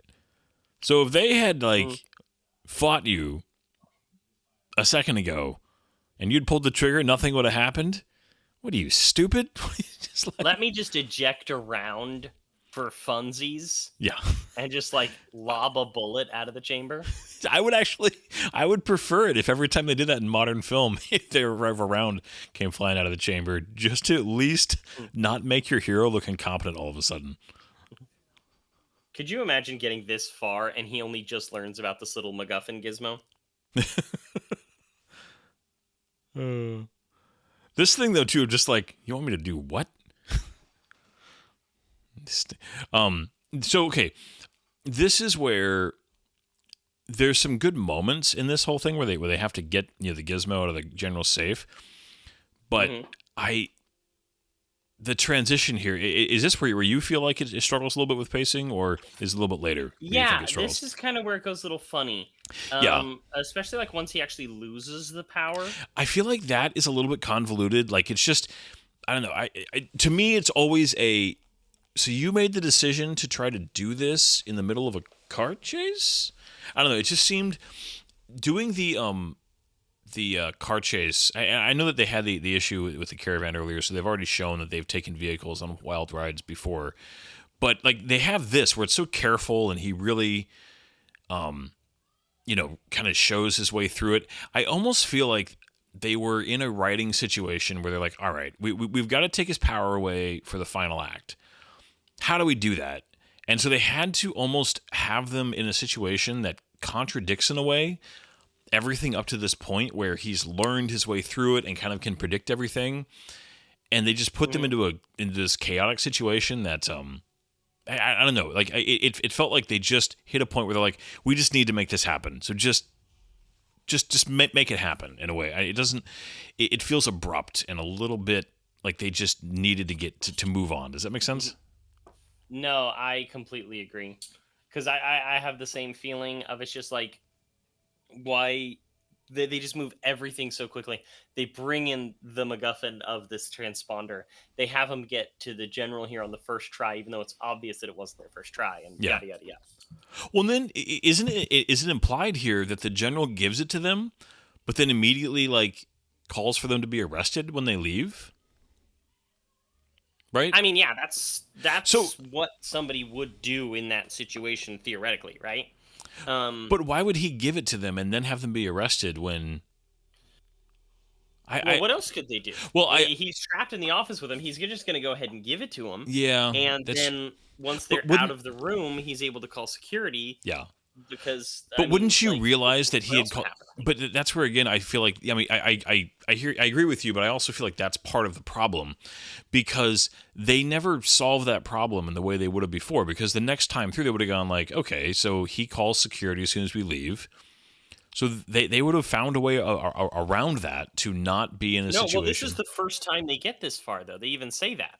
Well, no, They have the here. line.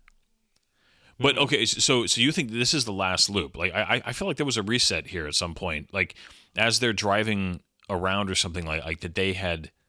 I don't know. Okay, I gotta watch this more carefully now because I could have sworn after they said we've never gotten this far that there's another reset or two that happened. Maybe I'm. No, no, yeah, This is there's it. not. This is it. This Don't is shoot him the again. end. Hmm. Yeah, because there's that. This isn't the first time we've had this conversation. Yeah. I remember all that, but man, okay. So I could have sworn that it was implied. I think it's maybe the way it's edited that it makes it seem when they get in the car chase in the Jag in the in the car garage that there's. Mhm. Well, no, you're right because she has to like tell him what to do, which implies they've never gotten to the point before where he's trying to use it. Yeah. Okay. I kind of feel like they should have just like used it right there in the office. You Mm. know?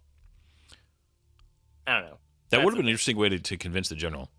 Be like, all right, we're just Mhm. going to do this right here. But they need him as that proper secondary antagonist, you know? Yeah.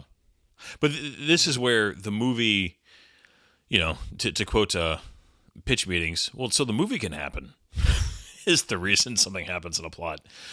Yeah. That from here, there is a little bit of that they just move along so that the movie can get to the end. And I do actually think the end scene in the Louvre is served well by him not having the power anymore. Like I genuinely think that that's a really good decision. But yeah, it is a little Yeah. bit of a clunky transition. And I think that was the problem right there. Is his line that like you're not mentally equipped. Like that was his mistake. By insulting He him? insulted him. Yeah. Yeah. Don't insult him. Well, and even right there, I feel like if he had just said thank you or something, I don't know. Yeah, see right here? I don't know. We've never got this far. See, there it is. This is the final loop. Okay, so like And- here's where I feel like there's one more they do it again. Because they pop up here. What did they do? Because she shoots him here. No, she's going to. No, she shot him. That was a transition right there. So there was at least one more, right? Okay, I'm not crazy.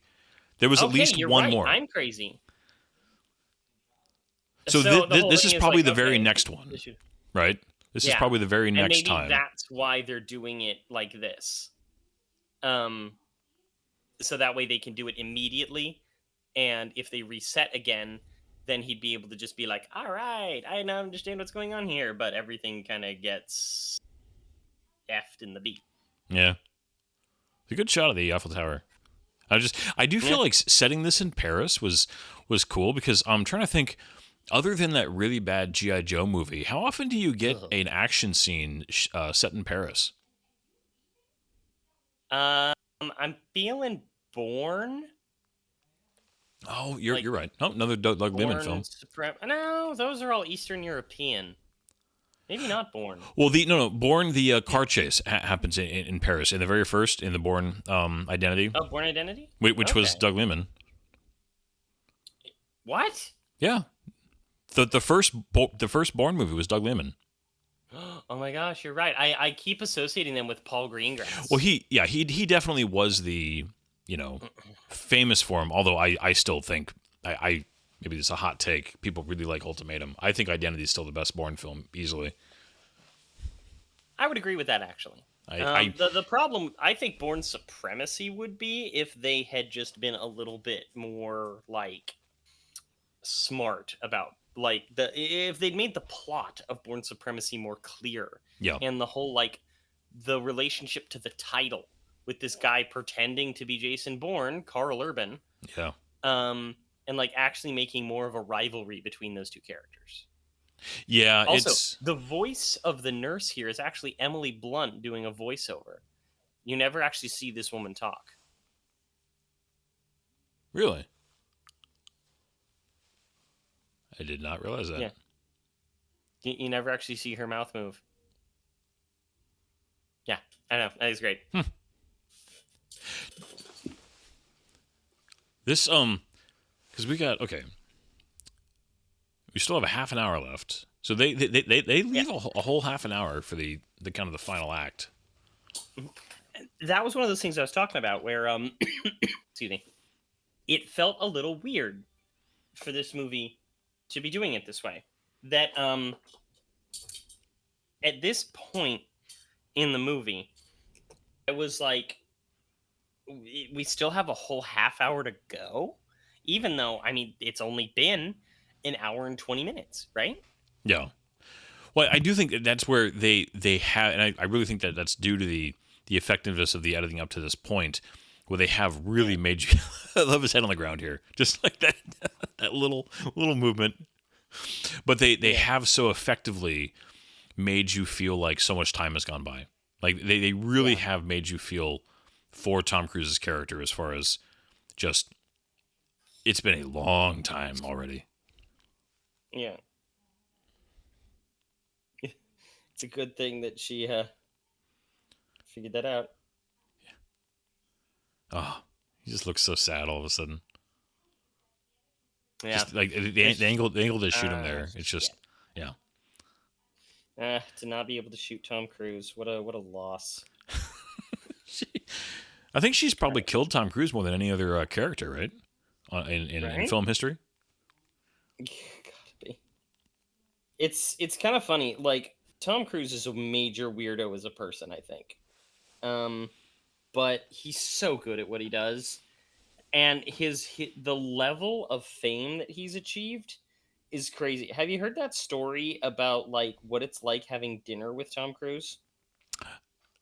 Not specifically, but like, he goes out to dinner with I can't remember I think it was Paul Rudd telling the story, where he goes out to dinner with Paul Rudd, and they just go into a restaurant and sit down, and they have dinner, and then at the end of it, essentially, he like stands up, and everybody else in the restaurant like lines up to have pictures with him, because essentially he had an assistant go in ahead of time, go to each table and say, Tom Cruise is going to come in here and have dinner. You can have a picture with him and everything, as long as you leave him alone and don't stare at him or anything until the end of his meal. That's, you know, like, what? That's the life he has to live. Yeah. Oh, I mean, there is definitely an element of being like a really top tier celebrity where I can sympathize with how much work they do to kind of keep their lives separate from the regular world, because it would be so annoying. But I mean, if you could manage it well, yeah, that's just. It's like Dolly Parton.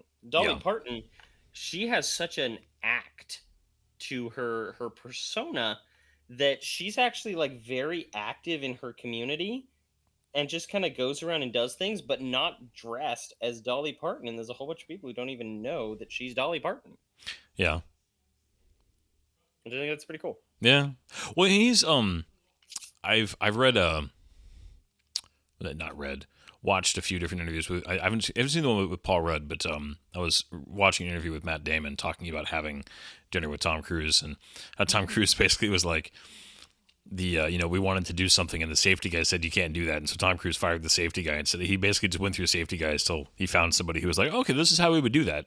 It was the Burj Khalifa scene in Mission Impossible 4, Ghost Protocol. Second, Ghost Protocol. Thank you. And the difference of Matt Damon going like, well, the safety guy said I couldn't do it. I'd be like, well, we can't do it. It's just the difference between them. But again, almost anytime you hear about another celebrity talking about Tom Cruise, it's usually very positive. It's usually very like, wow, just kind of in awe of him, but also a little bit intimidated by just how intense he is and how hard he pushes. I feel like that's why he works with the same people a lot, though, why he works with the same producers, writers, and directors, because he's probably found the people who can kind of match him and just sticks with them, which makes sense. Yeah, it's either A, he really is that impressive, or B, he has so much power that they're all afraid to say something bad about him. It might be. Although, I mean, without going too deep down the Scientology rabbit hole, can you imagine some of the dirt that that organization probably has on him. Oh my gosh, right? Who knows what kind of shit he's been up to? Oh yeah. Yeah.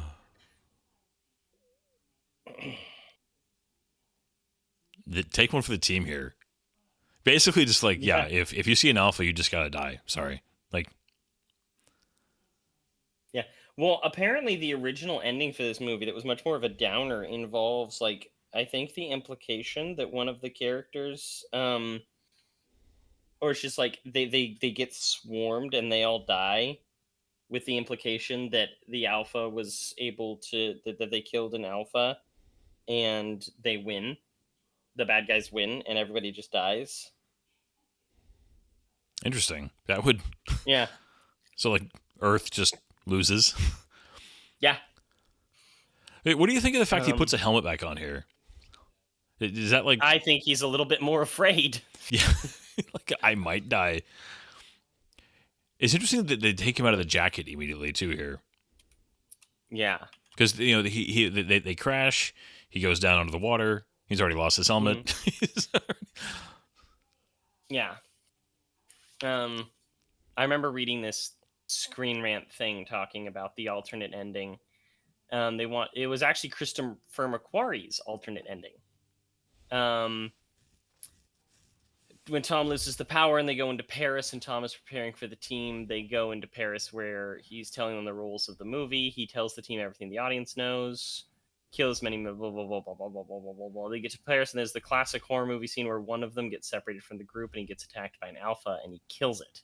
As he kills it, you see the Omega reset the day and you see the point of view of the villain. We cut to the plane and hear the same speech all over again. And this is when he gets to the line, "You can bet they'll have a plan to kill us all," and the ship gets hit. As the audience, you realize the enemy knows they're coming, and the problem was you were so exhausted by the time you got to that point, and that would have been the ending. Yeah, that was just that's a good shot to start right there with the the Eiffel Tower in the background and just It's like knocked over and all that. yeah, but like kind of flopped too. Like it's not. I don't know. It's just it's a subtle way Classic. of making sure where you're at. Like Paris is one of those towns that you got all the rivers right, so the water is realistic. It's just how many rivers are there in Paris? It's I think just the one. Isn't there like I thought there was like three? Like it like circles around it or something. Isn't there a ton of bridges in Okay, Paris? maybe you're right. I don't know. Anyways, it's I'm not a big fan of Paris. I'm just glad that this wasn't set Well, in no, it's just the one big river. Okay. It snakes through it, and then it does branch off into another river. okay. Yeah, it's the Seine and the Marne. Okay. I've just, we talk about this a lot. I mean, it's cool that this is set in Europe as much as, I'm happy to be an American, proud to be an American. A lot of action movies are set in America and we didn't need an end battle to be in New York or LA again. Right. God, I'm so sick of New York and LA. Yeah. And, as much as London is a cool town, London gets used a lot also. Right. So Yeah, London. it was just nice to get into mainland Europe somewhere. Agreed. Just to mix it up a little bit. But yeah, this is where everything just kind of slows down in terms of like action. Yeah. And It also the has- end here is pretty good, but as an action set piece, it's not as big or bombastic as the others. No, well, I think because like their big action set piece was all the beach stuff. I mean that's where the most impressive, the most interesting stuff happened on as far as action goes. This is definitely they're going for more just kind of the desperate, but the the one time where he absolutely should, because they've shown him get hurt and killed so many times in this movie, right? But when we get to the point where the helicarrier is like not the helicarrier, sorry, it's like the Osprey, but it's not the Osprey. Yeah, the non-Osprey. When he's out on the gun later on the turret and they crash through and he's just like hanging on. There's no way he doesn't get like seriously injured or killed. Like what they show happening there. I feel like that was like the one time where, and it's weird to use the term believability in a sci-fi movie, but sci-fi movies do need a little bit of believability, right? And this is presented as a more grounded take. Yeah. there is, even in a movie like this, there is a level of suspension of disbelief you need to allow the audience. Yeah. And that was always, even the very first time I saw it, that was quite literally the one time where I was just like, no, he'd be dead. Yeah. Also, too, they dismiss a lot of these that soldiers stuff. immediately, like J Squad. Like they kind of, they kill half of them off just in the landing, and they give a few of them here a little bit of character stuff. Now this is where it's kind of weird to me. I keep having this problem as I watch this movie more and more, is that I have no idea when the girl soldier dies. I just miss it every time I'm watching it. Yeah, I mean, I'm assuming that she just gets killed. When he's underwater and comes back up, right? I don't know. I think that there is a scene that shows her get blown away, but they don't focus on it enough like they do with these others. And I'm like, wait a minute, when did she die? And then with like the initial drops and everything like that, same thing. Like, wait a minute, when did she die? Yeah.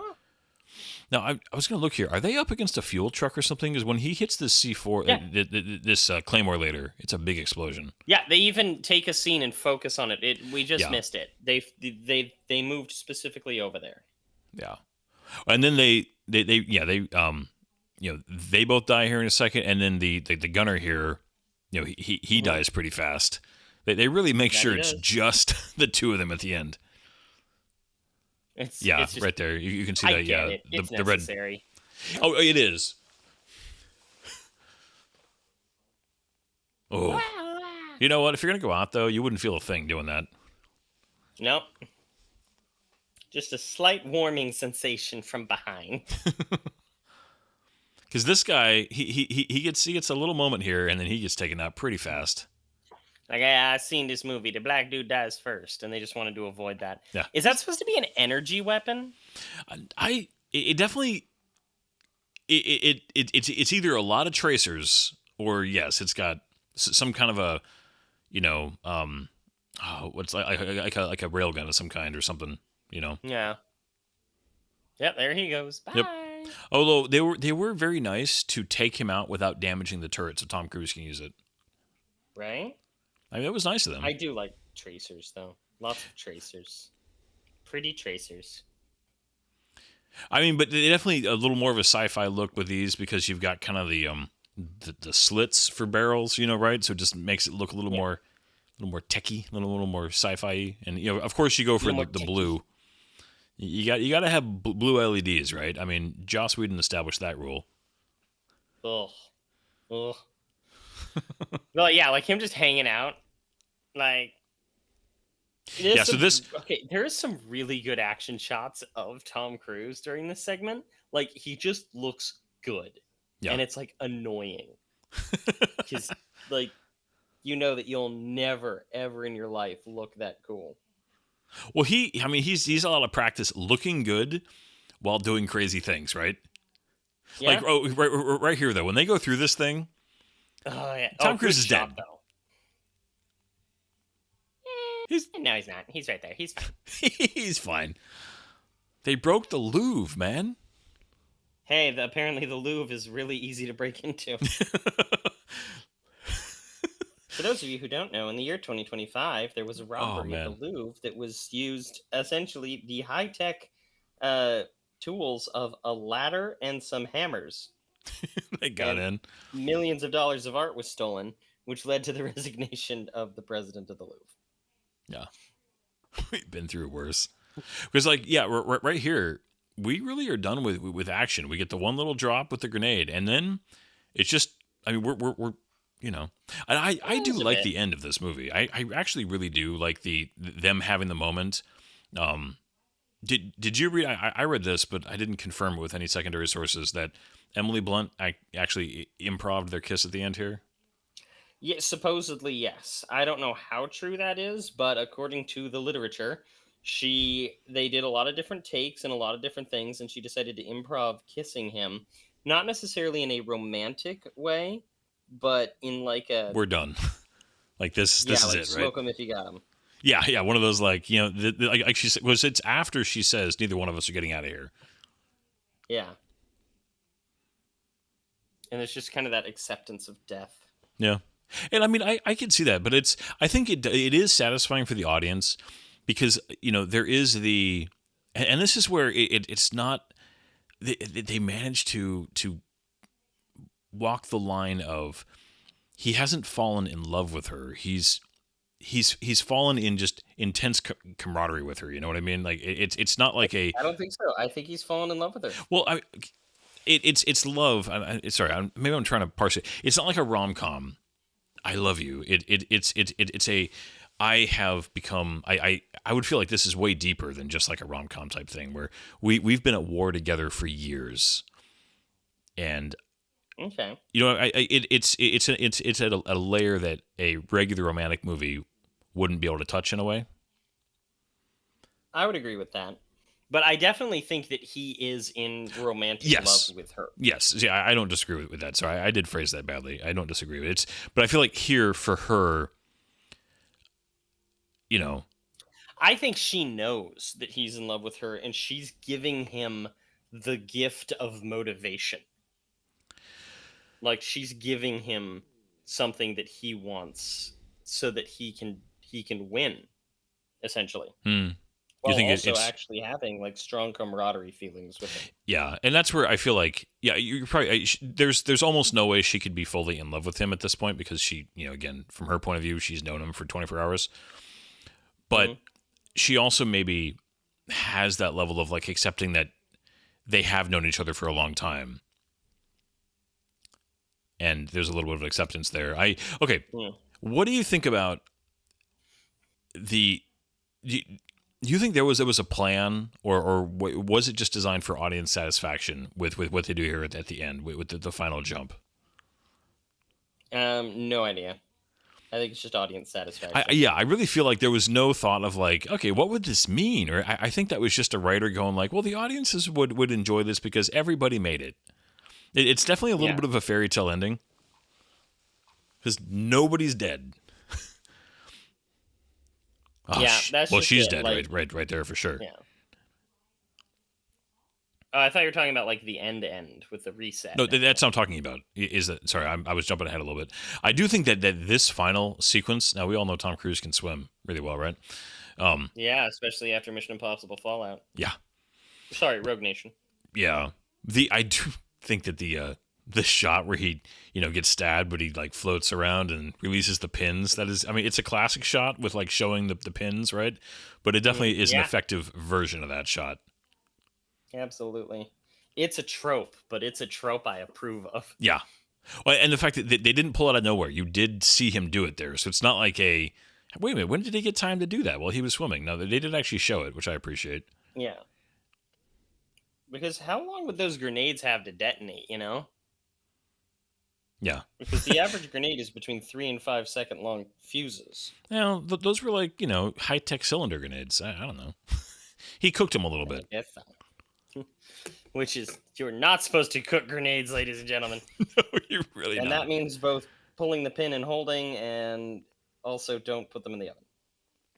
Well, like Emily Blunt, she, when they landed and he's like, we've been through worse, she cooks a grenade immediately. You notice that? She pulls the pin and has it ready to go, like as soon as she's out of the aircraft. Goodness gracious. What a crazy woman.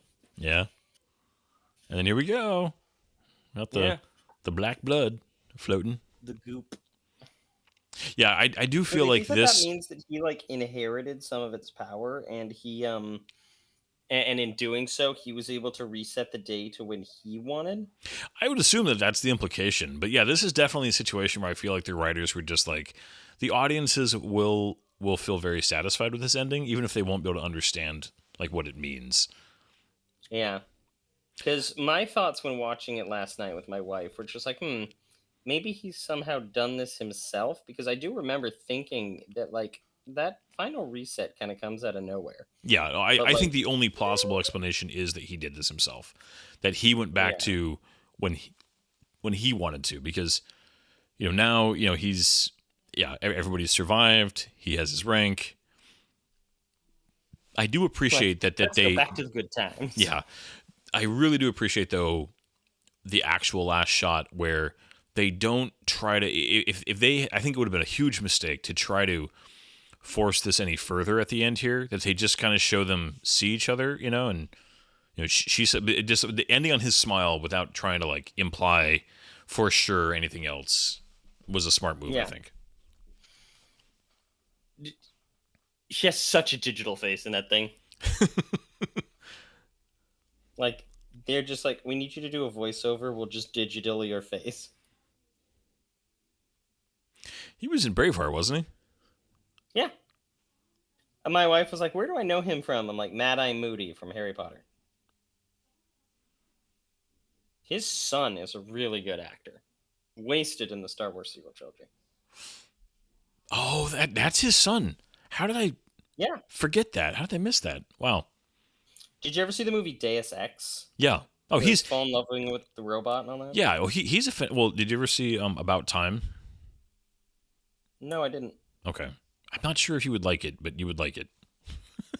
No, that sounded weird. I'm not sure if you would. It's another one of those time travel romance movies. It is, but it's got some real heart. I also have a little bit of a crush on Rachel McAdams. You see, I actually don't like Rachel McAdams. Yeah. She annoys me.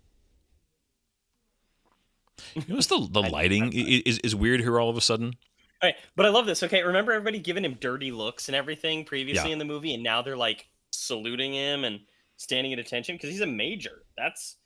A major is not an insignificant rank. Yeah.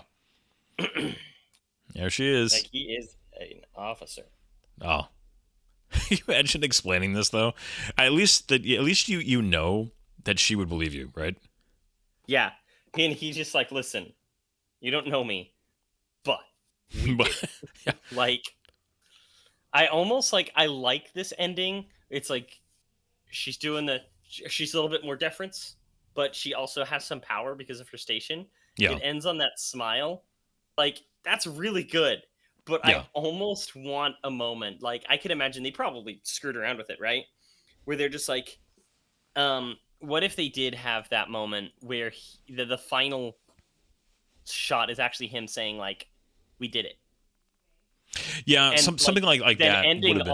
Ending on a shot of her face realizing what he said. Yeah, and that's where it ends. I'm not saying it'd be a good ending, but yeah, I don't know. I like to imagine that there's a shot like that somewhere, and it'd be kind of a cool ending to have. Now, I will say, this is a very 90s sounding end credit song.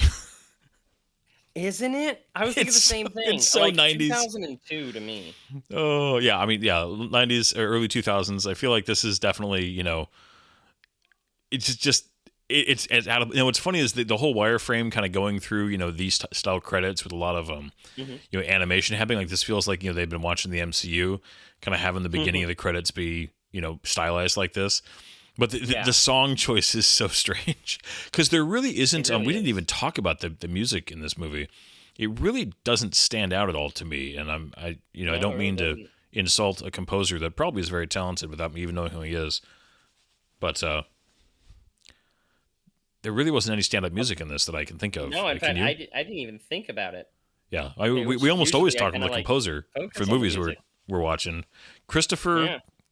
Christoph Beck? They just had his name there in the credits. Christoph Beck? Oh. Yeah, that's just showed him. So this movie, you want to talk about the box office really fast? Yeah. So this movie didn't actually do super well in the United States. It did recoup its budget and make quite a bit of money overseas. It wasn't a bomb, but it was like...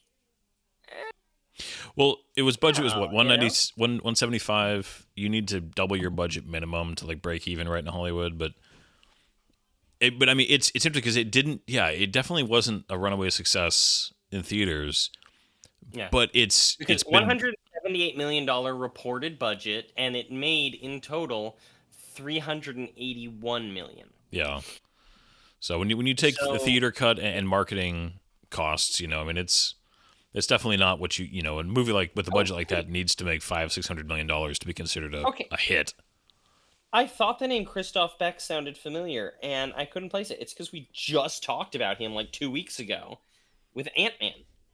Really? He's the guy who was the composer for Ant-Man. Huh. Okay, yeah. And So he's a listening to the talented music guy. right now, you know, I can kind of hear it. Okay, but yeah, there's not like a Big theme for horns this and movie. bombastic. Yeah, This movie was like primed to have some sort of crazy theme too. It seems Yeah. like kind of a miss. Sorry, Mr. Beck. yeah. But yeah, this movie Weird face. it did do very well. I'm pretty sure, right? It's had a very successful life as far as just its reputation is very good. It did a lot. We did well on physical media sales and that kind of thing. Like it's definitely And streaming. This is one of those things that has become like a long-term sleeper hit. Like the amount of people who still remember this movie is just an insanely good action film.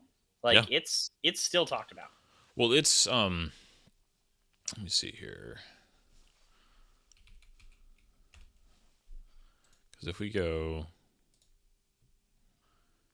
I was gonna check this out. I mean, What it's you doing there, buddy? to You looking at something interesting? I'm trying to get there. I mean, it's. Oh, come on. It should be the very, very top. Okay, so 7.9 out of 10 on IMDb, which is not bad.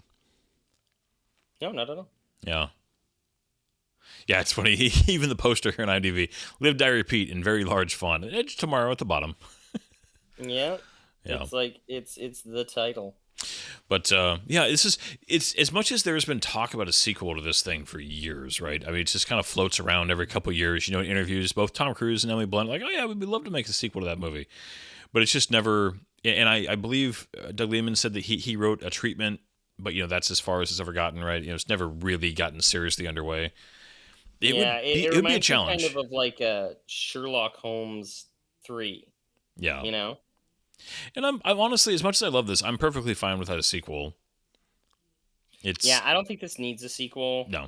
I don't think that the aliens are actually interesting enough. Yeah. To be like, I want an expanded universe to learn more about what's going on here. Like, I gave you my little elevator pitch earlier on what I would theoretically like to see from a sequel, but I don't actually need that movie, Well, and also because the characters have gone through, like, I'm not sure what else you could do between Tom Cruise and Emily Blunt's characters that would be interesting. Well, that's why I suggested not making them the centerpiece. Yeah. Like making them props, almost like important props. Like but at the same time, so that you move the focus to a new main character who can do all the stunts while still having the characters that Yeah. And that the actor pedigree. I was thinking about something for people who enjoy science fiction. People like yourself and myself. Oh my gosh, I never would have qualified myself that way.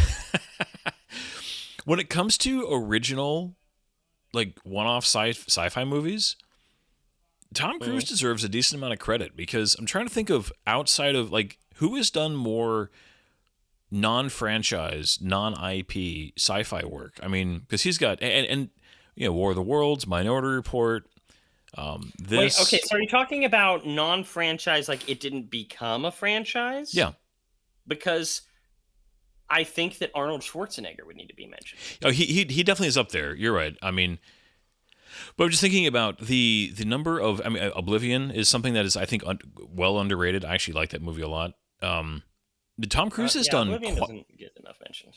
Yeah, I mean, he's done quite a few, and I mean, even I would probably call War of the Worlds the weakest out of his, one-off sci-fis. I'm not saying it's bad. I'm just saying compare. I think Oblivion's better. I think this is better. I think Minority Report's better.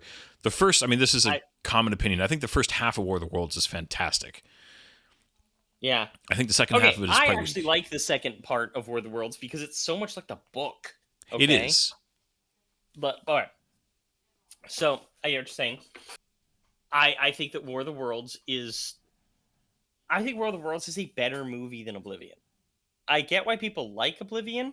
I don't hate Oblivion. I'm a little bit oblivious to it. Ambivalent. That's the word.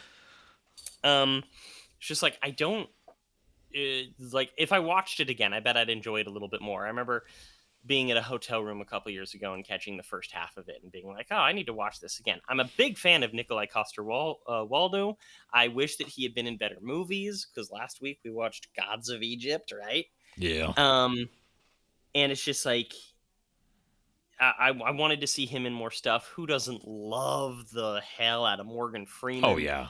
I also it's such a beautiful movie, too. Like, you know what I mean? It is very pretty movie. Who directed that one? That was Joe, the guy who did Top Gun Maverick in F1. Joseph, or Joe Kavinsky? What's his name? It begins with a K. He's a great director.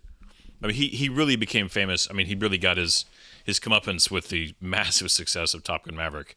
And then he was the director of Oblivion. For some reason, I thought the director of Oblivion was also the director of Tron Legacy. Oh my God, the guy who did Tron Legacy did freaking Top Gun Maverick? I mean, Tron Legacy was a beautiful movie, and it deserves a little bit more props than it gets. But I never knew that the masterpieces of Top Gun Maverick and F1 was the same director as Tron Legacy. Yeah. Maybe. Oh my gosh, he was the director of the short animated film Gears of War Mad World. Oh, yeah. The old that trailer with yeah. What? It's going way back. Yeah, he's another one of those guys who, you know, he and Tom Cruise have kind of formed a relationship at this point and have worked together multiple times, and you know, he's in that club. Have you seen a picture of this man? Joseph Kosinski. I know I have, but let me He looks like somebody who's going to be showing up on The Office as a rival love interest, and you find out that he's like obsessed with something weird like microgreens. Okay. He just has a strange face. He's not a bad looking man, but he's got he looks like an alien. does. Yeah, he does have that. But I mean, so otherworldly quality. To be fair, Tron Legacy was one of his first like full movies. So he was just developing his feature film legs, right? No, I get that. And Tron Legacy gets way more hate than it deserves. Like, I think that Tron Ares is by far the weaker sequel for so many reasons. Yeah. Not just its creepy leading man. So, again, for Tron Legacy, it was his first motion picture. Then Oblivion. And that's right, he did Twisters, which was not bad. I mean, it wasn't amazing, but it wasn't bad. Oh, yeah, Twisters is one of the few, like, legacy sequels where I'm like, you know what? They did justice. Like, it makes sense that you would make another Twister movie at this point in time. Yeah, it was fun for sure. I that was one that I saw in theaters, and I enjoyed. I also thought, Glenn Powell is somebody who I think definitely has some leading man ability. Not every movie he's in has been great, but yeah. Anyways, it's What, you mean you didn't just love? I can't think of any of the movies he's been in. Well, this is a little preview if we ever, whenever we get to it. I was so excited to see Edgar Wright's Running Man. I was just, it's Edgar Wright, and Glenn Powell has got that, he's got that, $1 million smile. This is going to be good. This is going to be something cool, and it was such a disappointment. Was it? I didn't see it. Yeah, I mean, it's not like some kind of horrible movie. It's. I think it's just, anyways, I was disappointed in it. But I do think that I appreciate. We've been talking about Tom Cruise. I appreciate that he does science fiction. That a guy that can attract the budget and the talent to his films has made so many science fiction films, and so many of them have been very good. Yeah. And that he's not just jumping into the MCU or something. And even the Mummy, as much as that movie was not good, that he was like, yeah, let's do it. Let's give it a shot. He's somebody even that movie, partially because of its huge budget, is not actually a bad movie so much as it is like a mediocre movie that was a huge disappointment on its premise. Yeah. It was still very entertaining to watch in a lot of ways. Yeah. But anyways, that was It Tomorrow. A much, much better film than Gods of Egypt. That's not a high bar, my friend. What's crazy is that they cost close to the same amount of money, right? Yeah. One of them In definitely fact, looked I think better. Gods of Egypt may have cost more. Anyways, but we will be back next week with something else. But thank you so much for listening. And you got anything else, my friend? Probably. I could just talk about things for hours. But no, I'm going to go All ahead and just say, if you have not seen this movie, you should go out and watch it. It is one of the most entertaining sci-fi action films of the last 20 years. Yes. And that's all. All right. Good night, everybody. There's doors and corners, kid. If you don't clear the room, if you don't come in slow, that room will eat you.